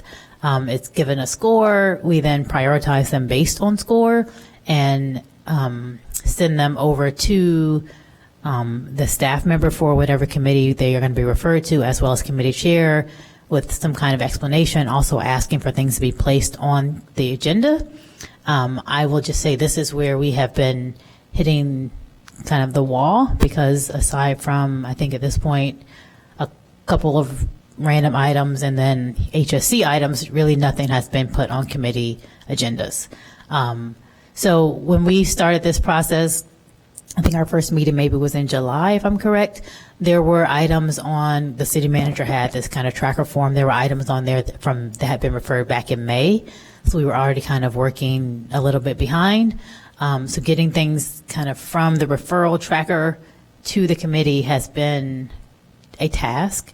It involves us three as the committee chairs, sending emails, following up with council members who made the referral to make sure we have all the information, then following up with committee chairs saying when is this going to be on the agenda. It's also been held up because we don't know what the staff has in the queue for the agenda. And from my opinion, from my years here, the agendas have really been set by the staff. Committee chairs are consulted. I'm consulted sometimes on the placement of items. Sometimes things appear that I'm not aware of. And so in my opinion, we have two issues. One of which some committee chairs take very active role in placing things on their agenda items. Others kind of are fed things from the city manager's office. And so therefore these new items that we're sending over are not really making it, in my opinion, in a really time sensitive fashion. So, I'll let my other colleagues chime in, but to your point, Councilmember Burns, he made a referral before about what am I trying to say? Making a committee. We did not feel like as referral committee, that was our, we can't tell APW make a committee and make a subcommittee, right? Because we're not serving on APW necessarily. We're not then going to serve on the committee and chair the committee. So my understanding is subcommittees have been made by the committees that they are going to be a subcommittee of. So we've sent those referrals back to council members. So Councilmember Burns made one that will be on the HSC agenda in October, because I'm the chair and can put things on the agenda, because it will be a subcommittee of HSC if HSC decides they want to make that. So I think if there's going to be a committee made, or the desire for a committee made for ethics, then that should come out of the referrals committee. That's not really a place for us as your peers and as the referral committee to make that decision, because we can't then tell you all to serve on that committee and what to do on that committee. So those things we have sent back. This has been working. It's had some quirks. Obviously, it's new. For the most part, people are inputting enough information into the referral tracker, but that is something I would ask my peers also to think about. The more information you give us, the easier it is for us to kind of understand what you would like out of this referral, and so we can refer it on. Another thing maybe for us to think through as a committee is sending some things off to our other boards and commissions for workup, so that we don't have this backlog of things coming to these standing committees. However, council members often want their things coming directly to standing committees, which is their purview, but then it just kind of puts them in queue with many other things. So I would defer to the rest of the committee to give input on what's happening here. It is definitely not our job to be any kind of gatekeeper. We're trying to get things out. If you look on the referral tracker, everything is scored, and we've made our suggestions, but we don't chair the committee, so we can't get the things on the agenda for you, unfortunately, although we thought kind of that's what we were supposed to be doing. Thank you, Madam Chair. Thanks, Councilmember Fleming. I of course agree with all that and have very little to add. I think actually it was an incredibly useful sort of teaching moment that we had that back and forth just by coincidence 5 minutes ago with Councilmember Burns about the creation of a subcommittee. I think there is, in both directions, a lack of total clarity about what should go to the referral committee and what shouldn't. And just to state what I think the three of us have been operating under consistently, and what I think is consistent with the intent and the rule, is what we envision is that if there's a change in policy that someone wants to see occur, whether that's a member of city council or a staff member, that should come through the referral committee so that we can help the process of prioritizing the committee time and the staff time and ensure both a transparent and orderly exercise of that extremely limited staff time. And so that includes some stuff that needn't come through us, right? We don't see any reason to weigh in on what committees are creating subcommittees, to give a perfect example. We definitely don't see any reason to weigh in on what requests for information council members might make of staff. That's all sort of beyond our purview. But when it comes to recommended policy changes, again, whether initiated by staff or elected officials, our understanding of our charge is that's what we're trying to be doing. And I would just say, first of all, Councilmember Fleming is right that we have green lighted some items, and we would love cooperation from all the relevant committees and commissions and boards in ensuring that green lighted items get on agendas as quickly as possible. Otherwise, the whole thing is a little bit pointless. But I'd also say that, notwithstanding Councilmember Fleming's point that I deeply agree with, which is that, yeah, we aren't here to be a gatekeeper. We are here to make sure everything gets heard. There's a bunch of stuff we haven't green-lighted because there's a real backlog. And so that backlog, will only work through that backlog if the things that have been authorized to move forward as quickly as possible. And so we hope that we can work with both committee chairs and staff to ensure that happens. And the only other thing I would say about that is on the topic of there being a tremendous backlog. Many of you have had this experience of, like, you make a referral and then one of us calls you and is like, hey, could we do this another way? The purpose of those calls is not to slow things down. The purpose of those calls is to speed things up, because once something is in this already crowded pipeline, it's got a long road to hoe. And if we can help you leapfrog that with something that just requires a conversation with staff or a decision that can be made without council weighing in, we're definitely interested in helping you with that, just to help manage the workflow, but also just encourage everybody to think about that independently as they're determining whether to make referrals, because there is a big backlog, and hopefully the system is a more transparent and clear and fair and efficient way to work through the backlog, but it's not a magic wand that generates staff time we don't have, and so the backlog is still going to exist for a while, I'm afraid. Councilmember Ravel. Well, I just will, I focused on the word that Mayor Biss used frequently in his remarks just now, backlog. I mean, we've really had a lot of referrals to wade through. So, we're going to get there. It's just a learning process for all of us. And I guess I would also highlight that there are some of the referrals that have come to us that truly a council member could simply have asked during committee meetings to staff, could you provide more information about X, Y, or Z? So some things are coming to us as referrals that really don't need to go through that, get bogged down in the referral process, and could be handled right away in the regular committees. Okay, thank you. Councilmember Newsma. Oh, I very clearly sought recognition before. Go ahead. Thank you.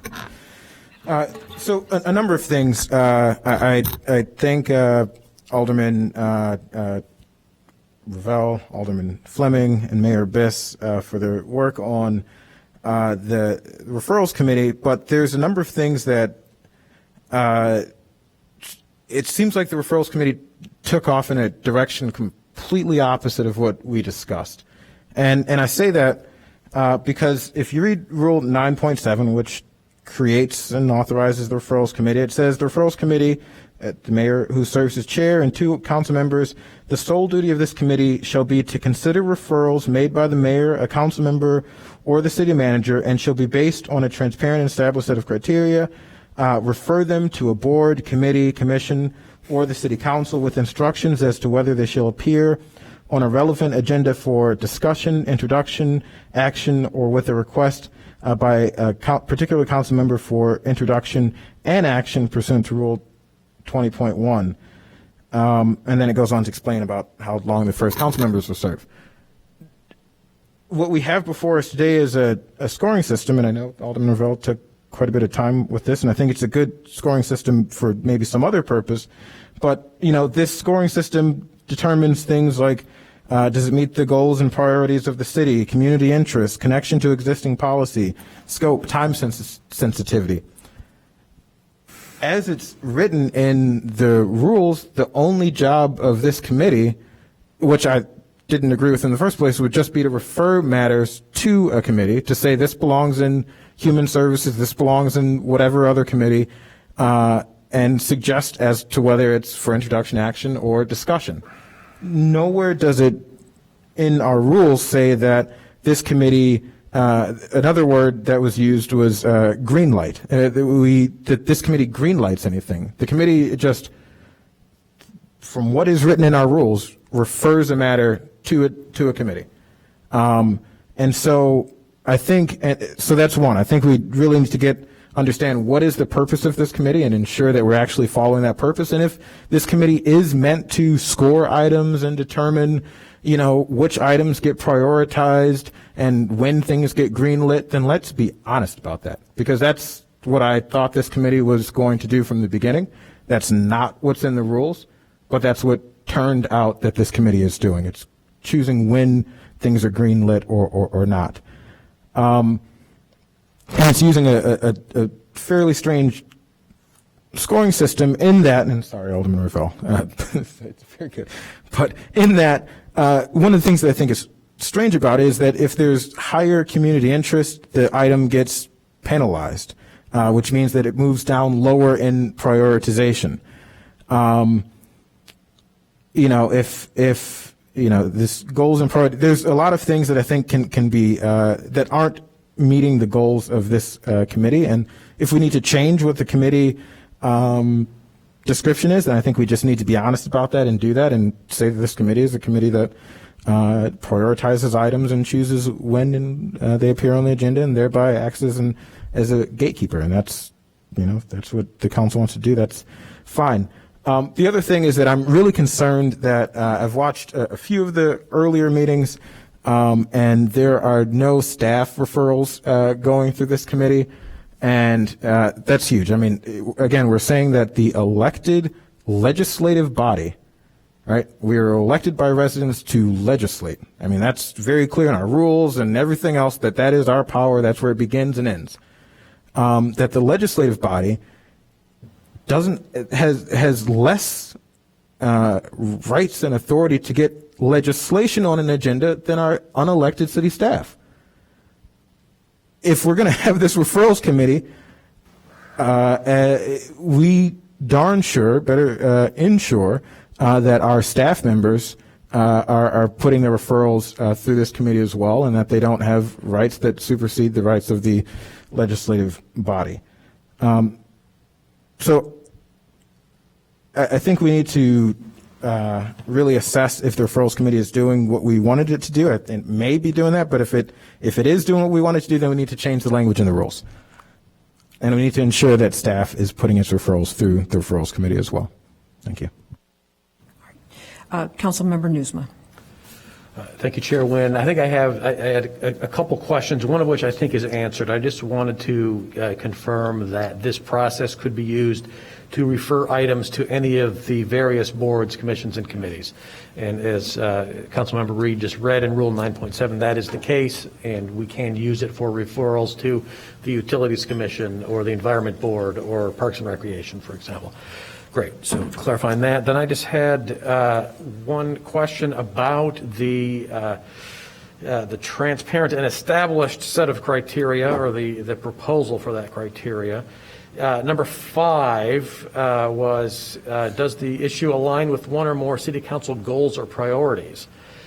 I love the concept. What are the city council goals and priorities is my follow-up question. And I know this is an easy question to ask and not super quick to answer. We do have our strategic planning process, which we'll get an update on at some point fairly soon. And that process, which will take a year or so, will allow us, will provide us the direction we need for that particular item in this context. What are we operating on in the meantime? And can we revisit those goals and priorities until before we get to the end of this strategic planning process?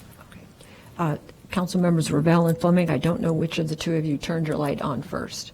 Who would like to go first? Oh, well, I'll just say when I look at that particular criterion, I I think in my mind about the previous council's goals and in terms of priorities, for example, I mean, the council for several years has made affordable housing a priority. So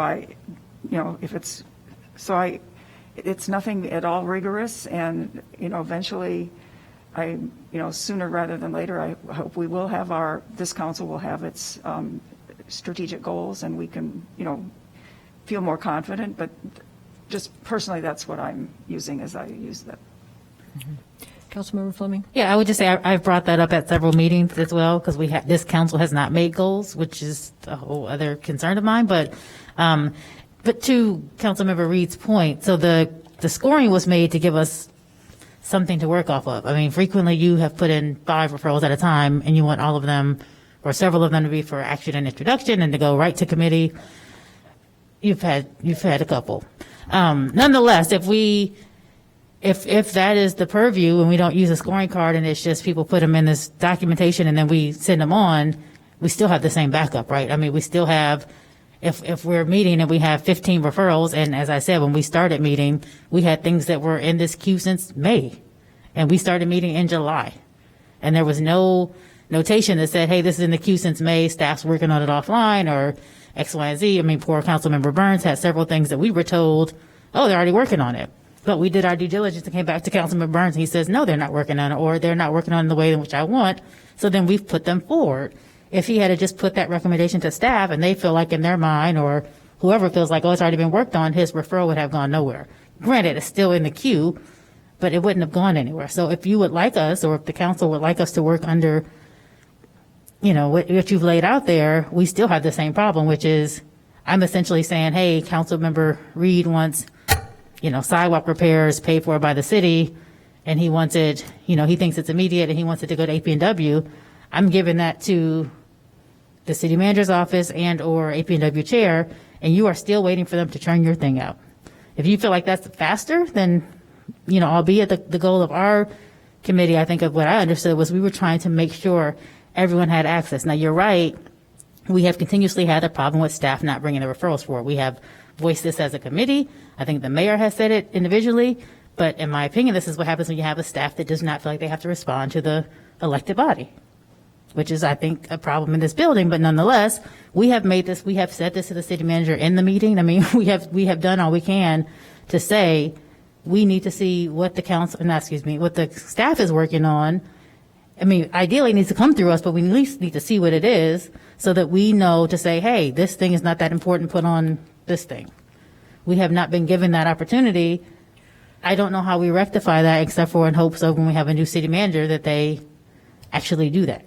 Because we are all, as you know, part-time staff and, manage one person as a collective. Verbis?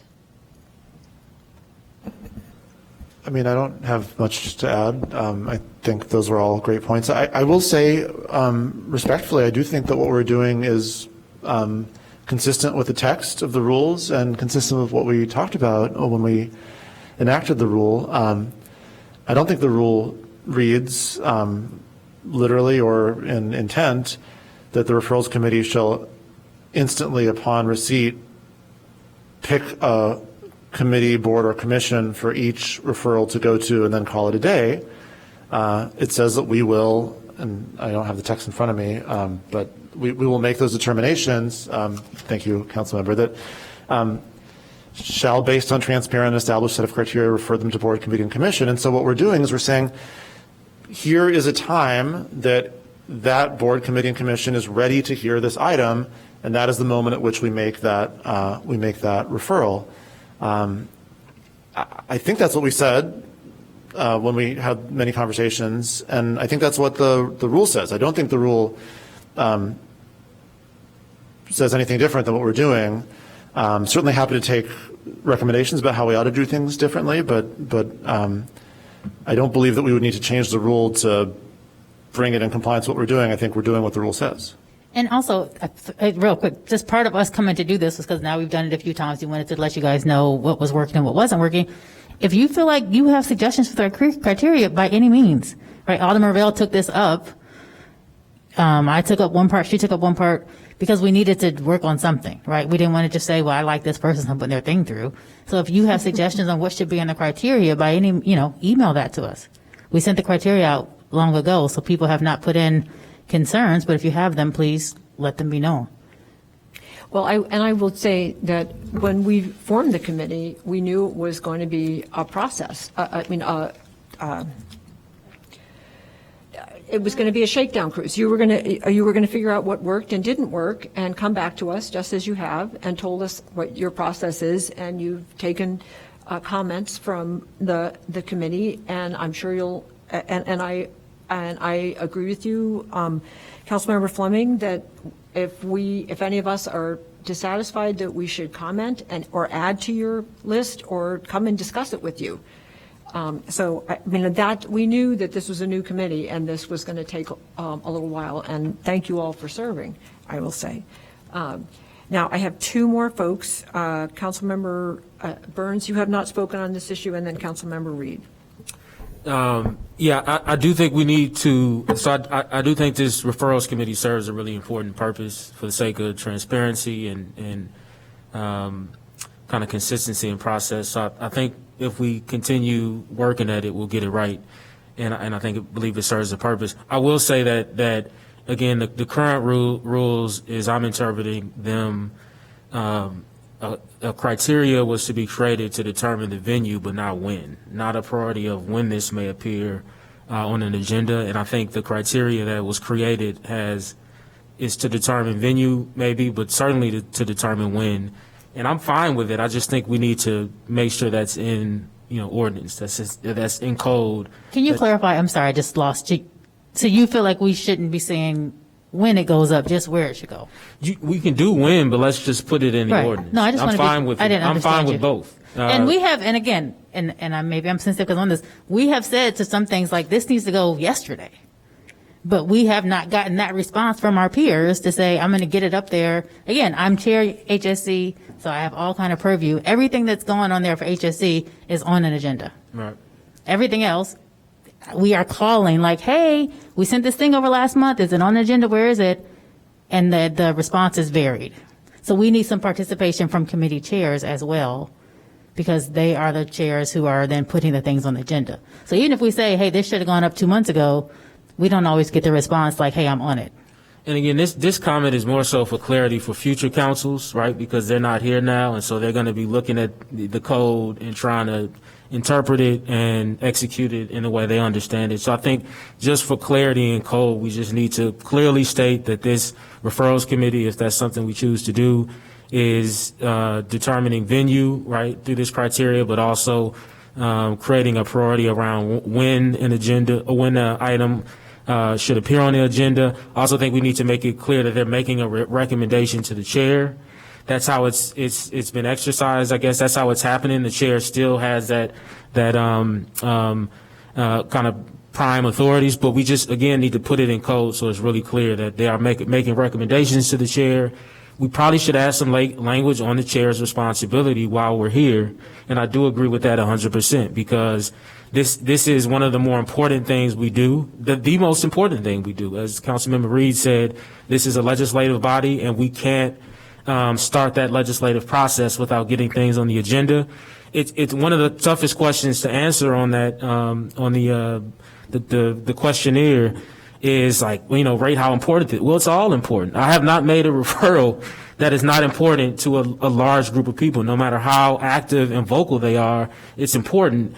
And then it's also important because we have to get it in the process for it, and then it's no way to determine how long it's going to take once it's in the process, right? Things could get held and so you're also trying to time it and say, all right, yeah, if I say right now that this isn't as important, now it's not going to go out for another 2 months. And then once it finally gets into the process, who knows how long that takes. So I think we need to think about that. Like, I think we need to just put stuff on the agenda at different committees when the space is available. I think we need to really the space available is the key to this whole thing. I think we need to really do that because, even now you gave an example, Councilmember Fleming, but there's another example where that wasn't the case, where I made a referral, and I think it was around the lead pipe replacement, and there was this back and forth, and ultimately it wasn't on an agenda, and, I was told by staff that they needed it through the referrals committee. So we need better communication between, staff, referrals committee chair. Again, every for referral that I've made is really important. It's around property standards issues. It's around landlord and tenant issues. Like, it's all important. It's all time sensitive. And, but I think we really need to clear up the code and make sure the chairs are placing things on the agenda as they come up. I have one other thing I wanted to say. Another reason why we need to just place things on the agenda is because oftentimes, once it's on the agenda, then staff gets in motion. They pay attention to it and they're required to develop answers. So now another one of my referrals that wasn't placed on the agenda, now I'm having to have back and forth emails between different staff members about, are we able to do this? And then they say, well, we're not. We'll have to look into this. And then that particular staff person is responsible for this area of the referral, but not this area. So now I have to juggle all of those different conversations through email when, if it was placed on an agenda, I could have all those staff members already ready, right, and prepared to speak to the issue. And it's a way more effective use of time, I think, and it's just easier on us as council. But now I have to kind of sort through that all. So, I don't know if we're going to do it from the floor or if we need to just provide feedback after the meeting. But I think it serves an important function, but we need to correct the code, and then there's some other adjustments I think we need to make. Councilmember Reed. Yes, just to close out my comments, I do want to, as to the criteria, just to clarify, it does not seem, from my reading of the rules, to be in compliance. I think, again, as Councilmember Burns said, I think we can put that into the rules. We just have to be honest about it. And I just want to reiterate, I think your criteria is good. Just not when it comes to determining the venue. This is a very good win criteria, but I don't think it meets the mark on determining the venue, which is, when we discussed it, I remember Councilmember Burns brought up a number of times. I think you kept flipping the word, but brought up the win a number of times during that discussion, and we did not make a determination on the win. And this all seems to focus on the win it shall appear on an agenda.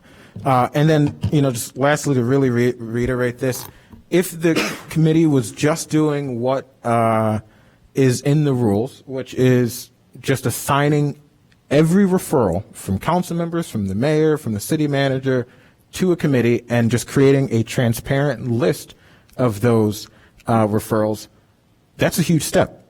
That alone is a huge step, in that before, we didn't know what referrals were made by staff until it actually appeared on an agenda, and we didn't know, all the time when a council member made a referral. So just having a transparent list that's, I don't know if it's online. I think it's maybe linked. We have access to it, and I think it's online. Yeah, exactly. Having this list online of every single referral, whether it's, as I said, council members, mayor, or city staff, that's a big thing, and that also just helps folks advocate to say, hey, I made this referral here, and I see all of these other referrals that have been made that are making it onto agendas, and allow folks to advocate for themselves. As we're the legislators. That's a part of the job. And so I think we have to, as Councilmember Burns said, come back and change the language here. We have to set the win, and then actually give the referrals committee a bit of teeth to say that at a certain point they have the power to overrule a chair, if a chair, or whatever the case may be. But I think we really have to ensure that this board has teeth, and also ensure we define what powers chairs do and do not have. Okay, thank you. I just want to remind everyone that Human Services was supposed to start at 7 o'clock. So, Councilmember Kelly, did you want to add to this? Yeah, it seems like two issues I heard. One about staff not respecting the referrals committee. I mean, that seems like that's a simple rule, right? From city manager's office on down, to say any referrals have to go through I mean, can't that be resolved easily? I don't know, Kelly, can you answer? I mean, it seems like that could be a rule. I believe Mayor Biss has a response for you on this. So initially, when I was looking at the spreadsheet and seeing like a million referrals from council members and none from staff, and we all, I think, have sort of prominent memories in our mind of specific instances where a staff-initiated policy change made its way onto an agenda. So that was noteworthy to me. But then I actually started checking, and I have not seen staff-initiated policy changes appear on our committee agendas since the referrals committee actually got up and running. So if Kelly wants to weigh in on that, I think this is a critical part. I think Councilmember Reed's right on the money. That if we have ultimately a two-track system where there's a fast track for staff and a slow track for elected officials, that's untenable. But I haven't actually seen that there are staff-initiated policy changes that are circumventing the referrals process. So, Kelly, I don't know if you have thoughts. Most of all of what goes on the agenda by staff is usually transactional based, I'll call it, contract related, or, bills list, those types of things, just to keep the function of the city government moving. Any policy related issues are always going through a council member.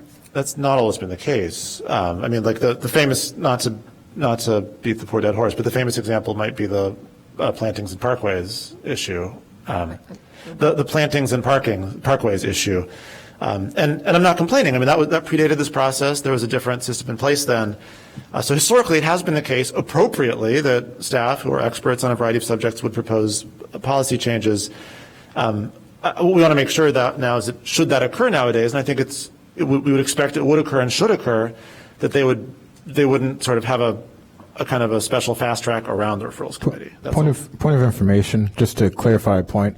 Mayor Biss, you work hard, but one thing that you serve just on council and rules. But as all of us who serve on the various committees would be familiar with, is that things go to committees before they go to council, and so there are plenty of things on economic development I serve on, all of the various committees that I serve on that have appeared on those committees' agendas without going through the referrals committee.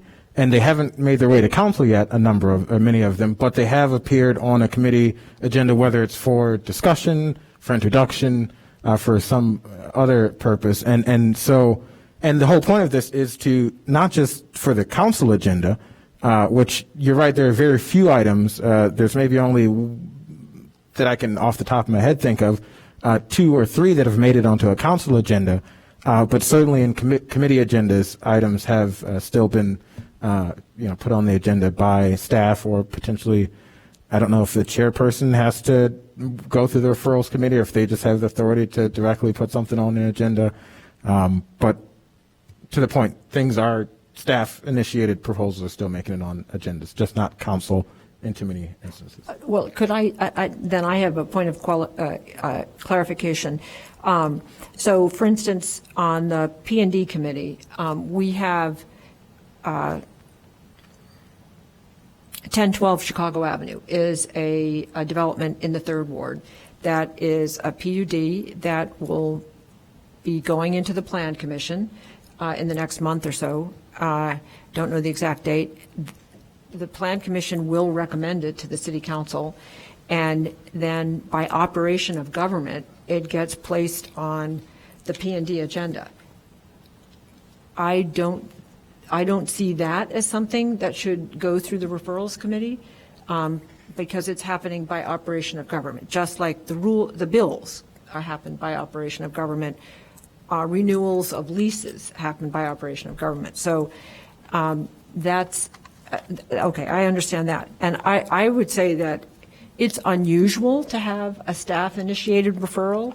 A lot of the times, in my experience, when we have discussions over issues at a committee that we'll be having a discussion and we'll realize there is a problem, we'll have a discussion with staff saying, this needs to be changed. We need to change this. We're all recognizing there's an issue in the ordinance. We need to address this.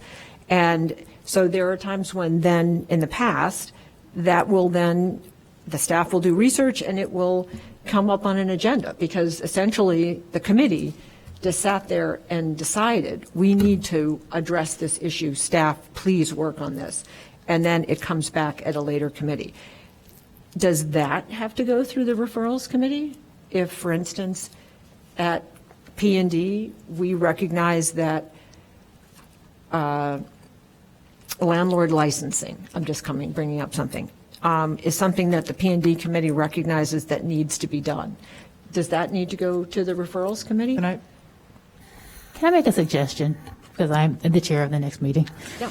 Since we've now had this very long discussion about this again, if people have opinions or concerns or whatever it is, if they could email the referrals committee, we are happy and volunteering us, and because we have to end this conversation at some point. And we can, modify whatever, we can make, our suggested edits to the code, or people can send those to us. And then at our next meeting, we will operate, if people keep putting referrals in, we will operate under how we have been. But at the next, rules meeting or wherever this would need to take place, we can bring back these suggestions. And if people feel like we need to modify the code or change the criteria, whatever, we can do that. But I'm not going to remember all this that people are saying right now. And so it's better if you can put it in an email. And even we can tell you from our suggestions or from what we've been doing, like these kind of things should come to referrals committee. These kind of things should be discussed in your regular committee. Right. But I do think the point about the staff issues, I just looked at the city manager's report. There's a couple of things on there that are in committees that will ultimately be policy changes that I don't think came from this board. So we do, and I'm happy as referrals committees, if we want to make suggestions on how we can interface with staff and get those items in. But I think also, maybe it makes more sense to do that with people sending us their thoughts, and we can. Yes. So, Councilmember Fleming, I agree with you, and I agree, and I think, with all due respect, we do need to move on. So I would like to end this discussion now, because we have one last item on the agenda that we should address, and then Human Services does need to move forward. This isn't fair to the people who were waiting for Human Services.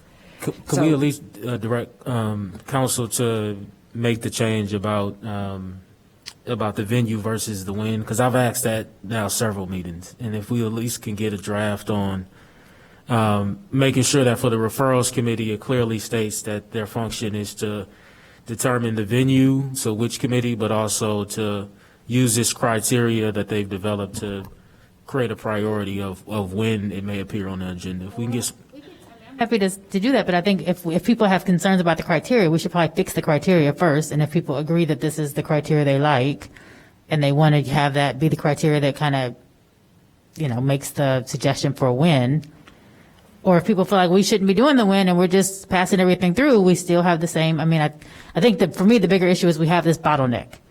And even if we go by just date of when you sent the referral in, if we don't figure out how, when you put the referral in and it actually gets on the committee schedule, we still have the same issue, whether it's by our tally score, or it's just by priority, or it's by seniority, or it's by whatever. If we don't get it from the referral on the agenda, that's the bigger issue, because then no one's issue is being heard regardless of how we get it there. I guess my point is, if it's the referrals committee recommendation to continue to develop a criteria to determine when, then that should be in the code. And I would like Corporation Council to come back with some draft language to do that. Okay.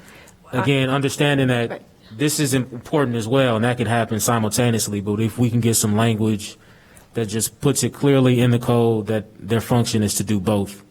Okay, well, and have that ready thank you. for the next I meeting. understand. So I think this is something that we do need to talk about at the Rules Committee. I'm not sure that all of us agreed that they were going to determine when. But I am also cognizant of the fact that there is another standing committee that should have been meeting for the last hour.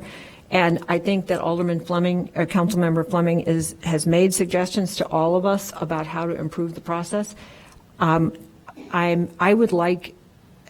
happy to direct staff to bring that back. I don't know that directing them to have a when, actually, that means that they have to become the chair of every single standing committee or every single board and commission.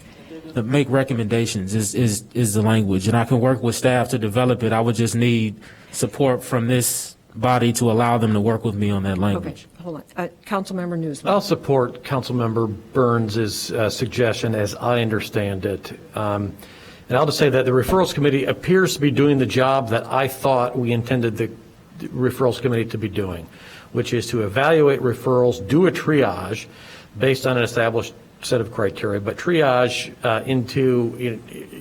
into what? High priority, low priority, medium priority. And as I read Rule 9.7, that triage component, or the question of when, isn't explicitly stated. And so I think to make our lives easier, we should add some text to 9.7, something along the lines of, refer to a board, committee, commission, or the city council with, recommendations as to priority and instructions as to whether they shall appear, blah, blah, blah, blah, blah. Some simple word like that. Then let's direct staff to do that, to come back with some language that we can then discuss and make sure meets what Councilmember Burns your concerns are without tying the committee chair's yes. hands onto exactly when, but just an indication of priority. Okay, all right. So the staff is directed to do that. Is this? I'm going to move us on to R8, which is appointment of the chair of the Finance and Budget Committee. Mayor Biss. Thanks, Madam Chair, and thanks for agreeing to put this on the agenda. Let me explain why this is on the agenda. We have a Finance and Budget Committee now. I've made my appointments to it. You'll have the opportunity to vote on those appointments on this coming Monday's council meeting. Now the committee needs a chair. And so Rule 5.6.5 says special committees shall have a chair appointed by the mayor with the advice and consent of the city council. This is clearly a special committee. It says so explicitly in the rules. So I read 5.6.5 and said, okay, I guess I'm supposed to appoint a chair. I reached out to the council members on the committee and asked who was interested in being the chair and made a judgment and determined who I would appoint chair. And then it was pointed out to me by somebody else that says that 5.6.2 says committees consisting of council members and citizens which report directly to the council shall have a council member as chair appointed by the Rules Committee. And the person who pointed that out said, hey, listen, this is in fact a committee consisting of council members and citizens and reports directly to the council, so shouldn't that rule control? And I could do a lot of interpretive stuff that pretend lawyers like me do, but the bottom line is I do not want to be involved in a power grab here. I was not making this appointment as an effort to hold power for myself. I thought I was supposed to. And so I wanted the committee to give direction on how we're going to determine who that chair is, rather than just have me declare by fiat based on my own reading of the rules.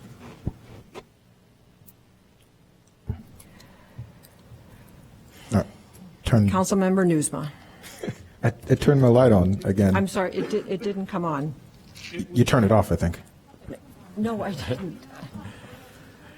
All right. I believe the chair recognized me. I would draw a parallel between the Finance and Budget Committee and the Economic Development Committee, both of which contain council members and community members. And it would seem to me, therefore, that the Finance and Budget Committee should be guided by paragraph 5.6.2.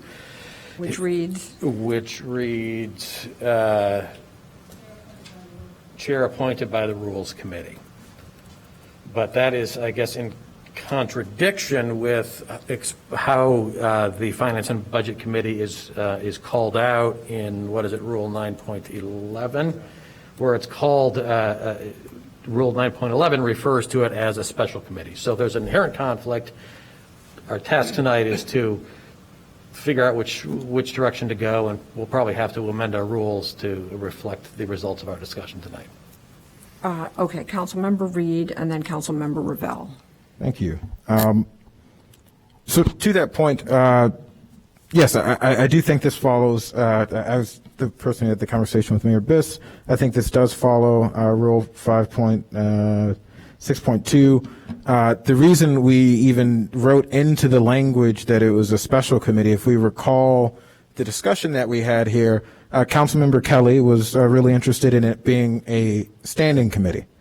And we said that standing committee is a term of art, and that it means that it's a committee just of council members. But we wanted to give it some kind of a standing. So I think the language special committee was just thrown in because, and maybe our attorney or Kelly, whoever wants to weigh in on this, but a special committee, when you think of a special committee is a committee that serves a special purpose for a short term. It's not a committee that exists in perpetuity. If the Finance and Budget Committee were just to look at the 2022 budget, and that's it, and that was its role, then it would be a special committee. But since it exists in perpetuity, it is a committee, not a special one that reports directly to council, and it meets all the criteria. The only thing that separates it is, I think, just our desire to put some word in that was not standing into that committee, is my recollection. So I do think it should follow, as Councilmember Newsma said, 5.6.2. Councilmember Revelle and then Mayor Biss. Well, I think looking at Rule 9 point, a whole bunch of stuff, I mean, it very specifically talks about standing committees and enumerates them. And then it's a separate section, 9.11. It then says, here, now we're going to have special committees ad hoc. And in that section is where it details what this Finance and Budget Committee is going to be doing. So it seems to me that it's very much a special committee ad hoc, and therefore it would have its chair appointed by the mayor.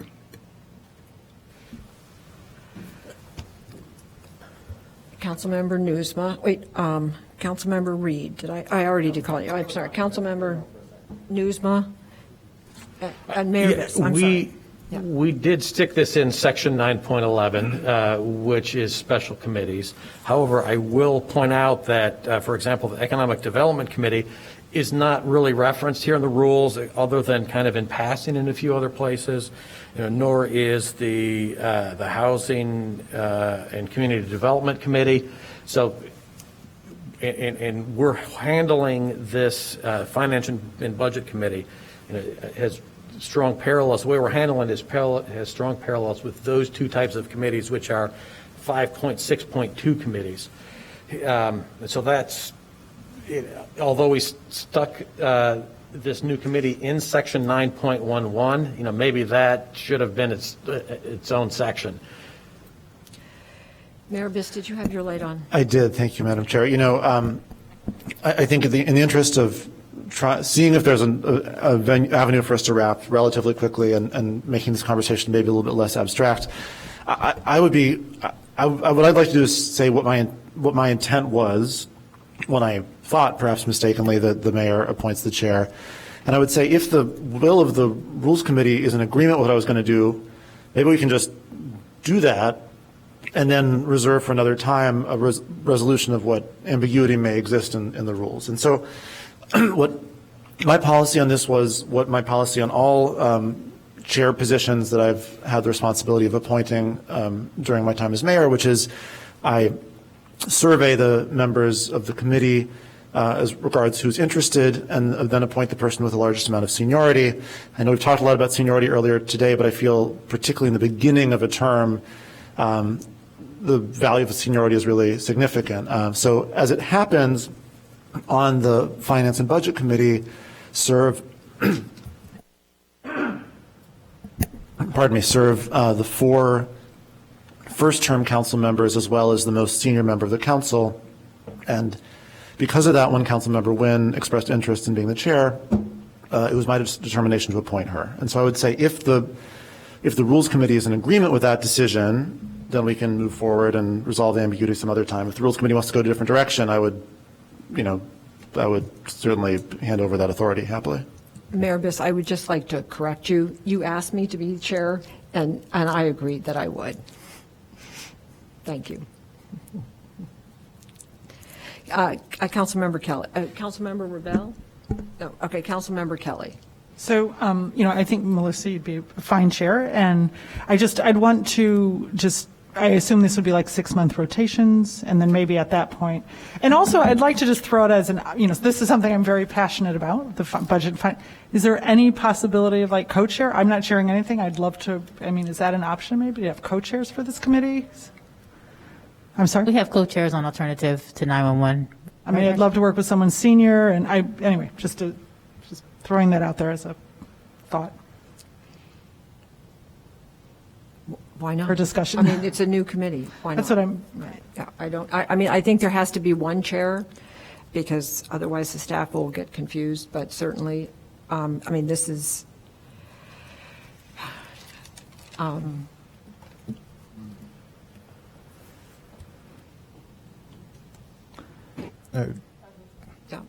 Oh, sorry, Councilmember Reed. Yeah, there's no motion on the floor. I'm sorry, Alderman Kelly. I don't know if I typically think that co-chairs is I think there is something to just having, a clear structure. I'm happy to support you as chair, of course, but, I think there's, having one chair makes sense as not to cause confusion, especially with something as important as this. I think that makes sense.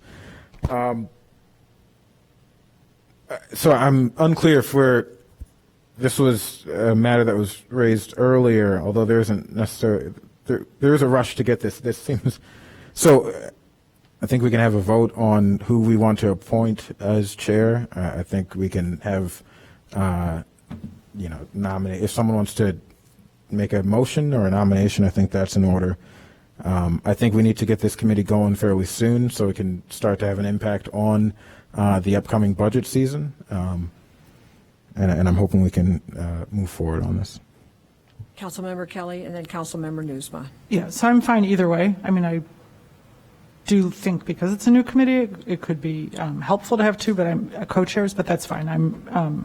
But I think we're 8, right? 5 council members and 3 community members. So I think a 6-month rotation would make sense. It would, in principle, if this sort of started at the beginning of the term, everybody would serve a term. So it seems just, I think, and then I would think going forward, the committee would then decide who's going to follow. Councilmember Newsma. 6-month rotation sounds reasonable to me. I do appreciate the mayor's, expeditious approach to this question, and let's put a pause on adjusting our rules. We'll pick that issue up at a later day. I would like to make a motion that we ratify Mayor Biss's appointment of Councilmember Nguyen to chair the initial Finance and Budget Committee. Second. All right. Can we have, thank you all. Can we have a roll call on that? Councilmember Kelly? Aye. Councilmember Braithwaite? Aye. Councilmember Nguyen? Aye. Councilmember Newsma? Aye. Councilmember Burns? Aye. Councilmember Ravel? Aye. Councilmember Reed? Aye. Councilmember Fleming? Aye. Mayor Biss, I'm sorry. Aye. All right. By unanimous vote, I am becoming chair of Finance and Budget Committee. So I see no other business, and so for the good of the order, I am going to declare this meeting adjourned. Thank you all. Thank you, staff.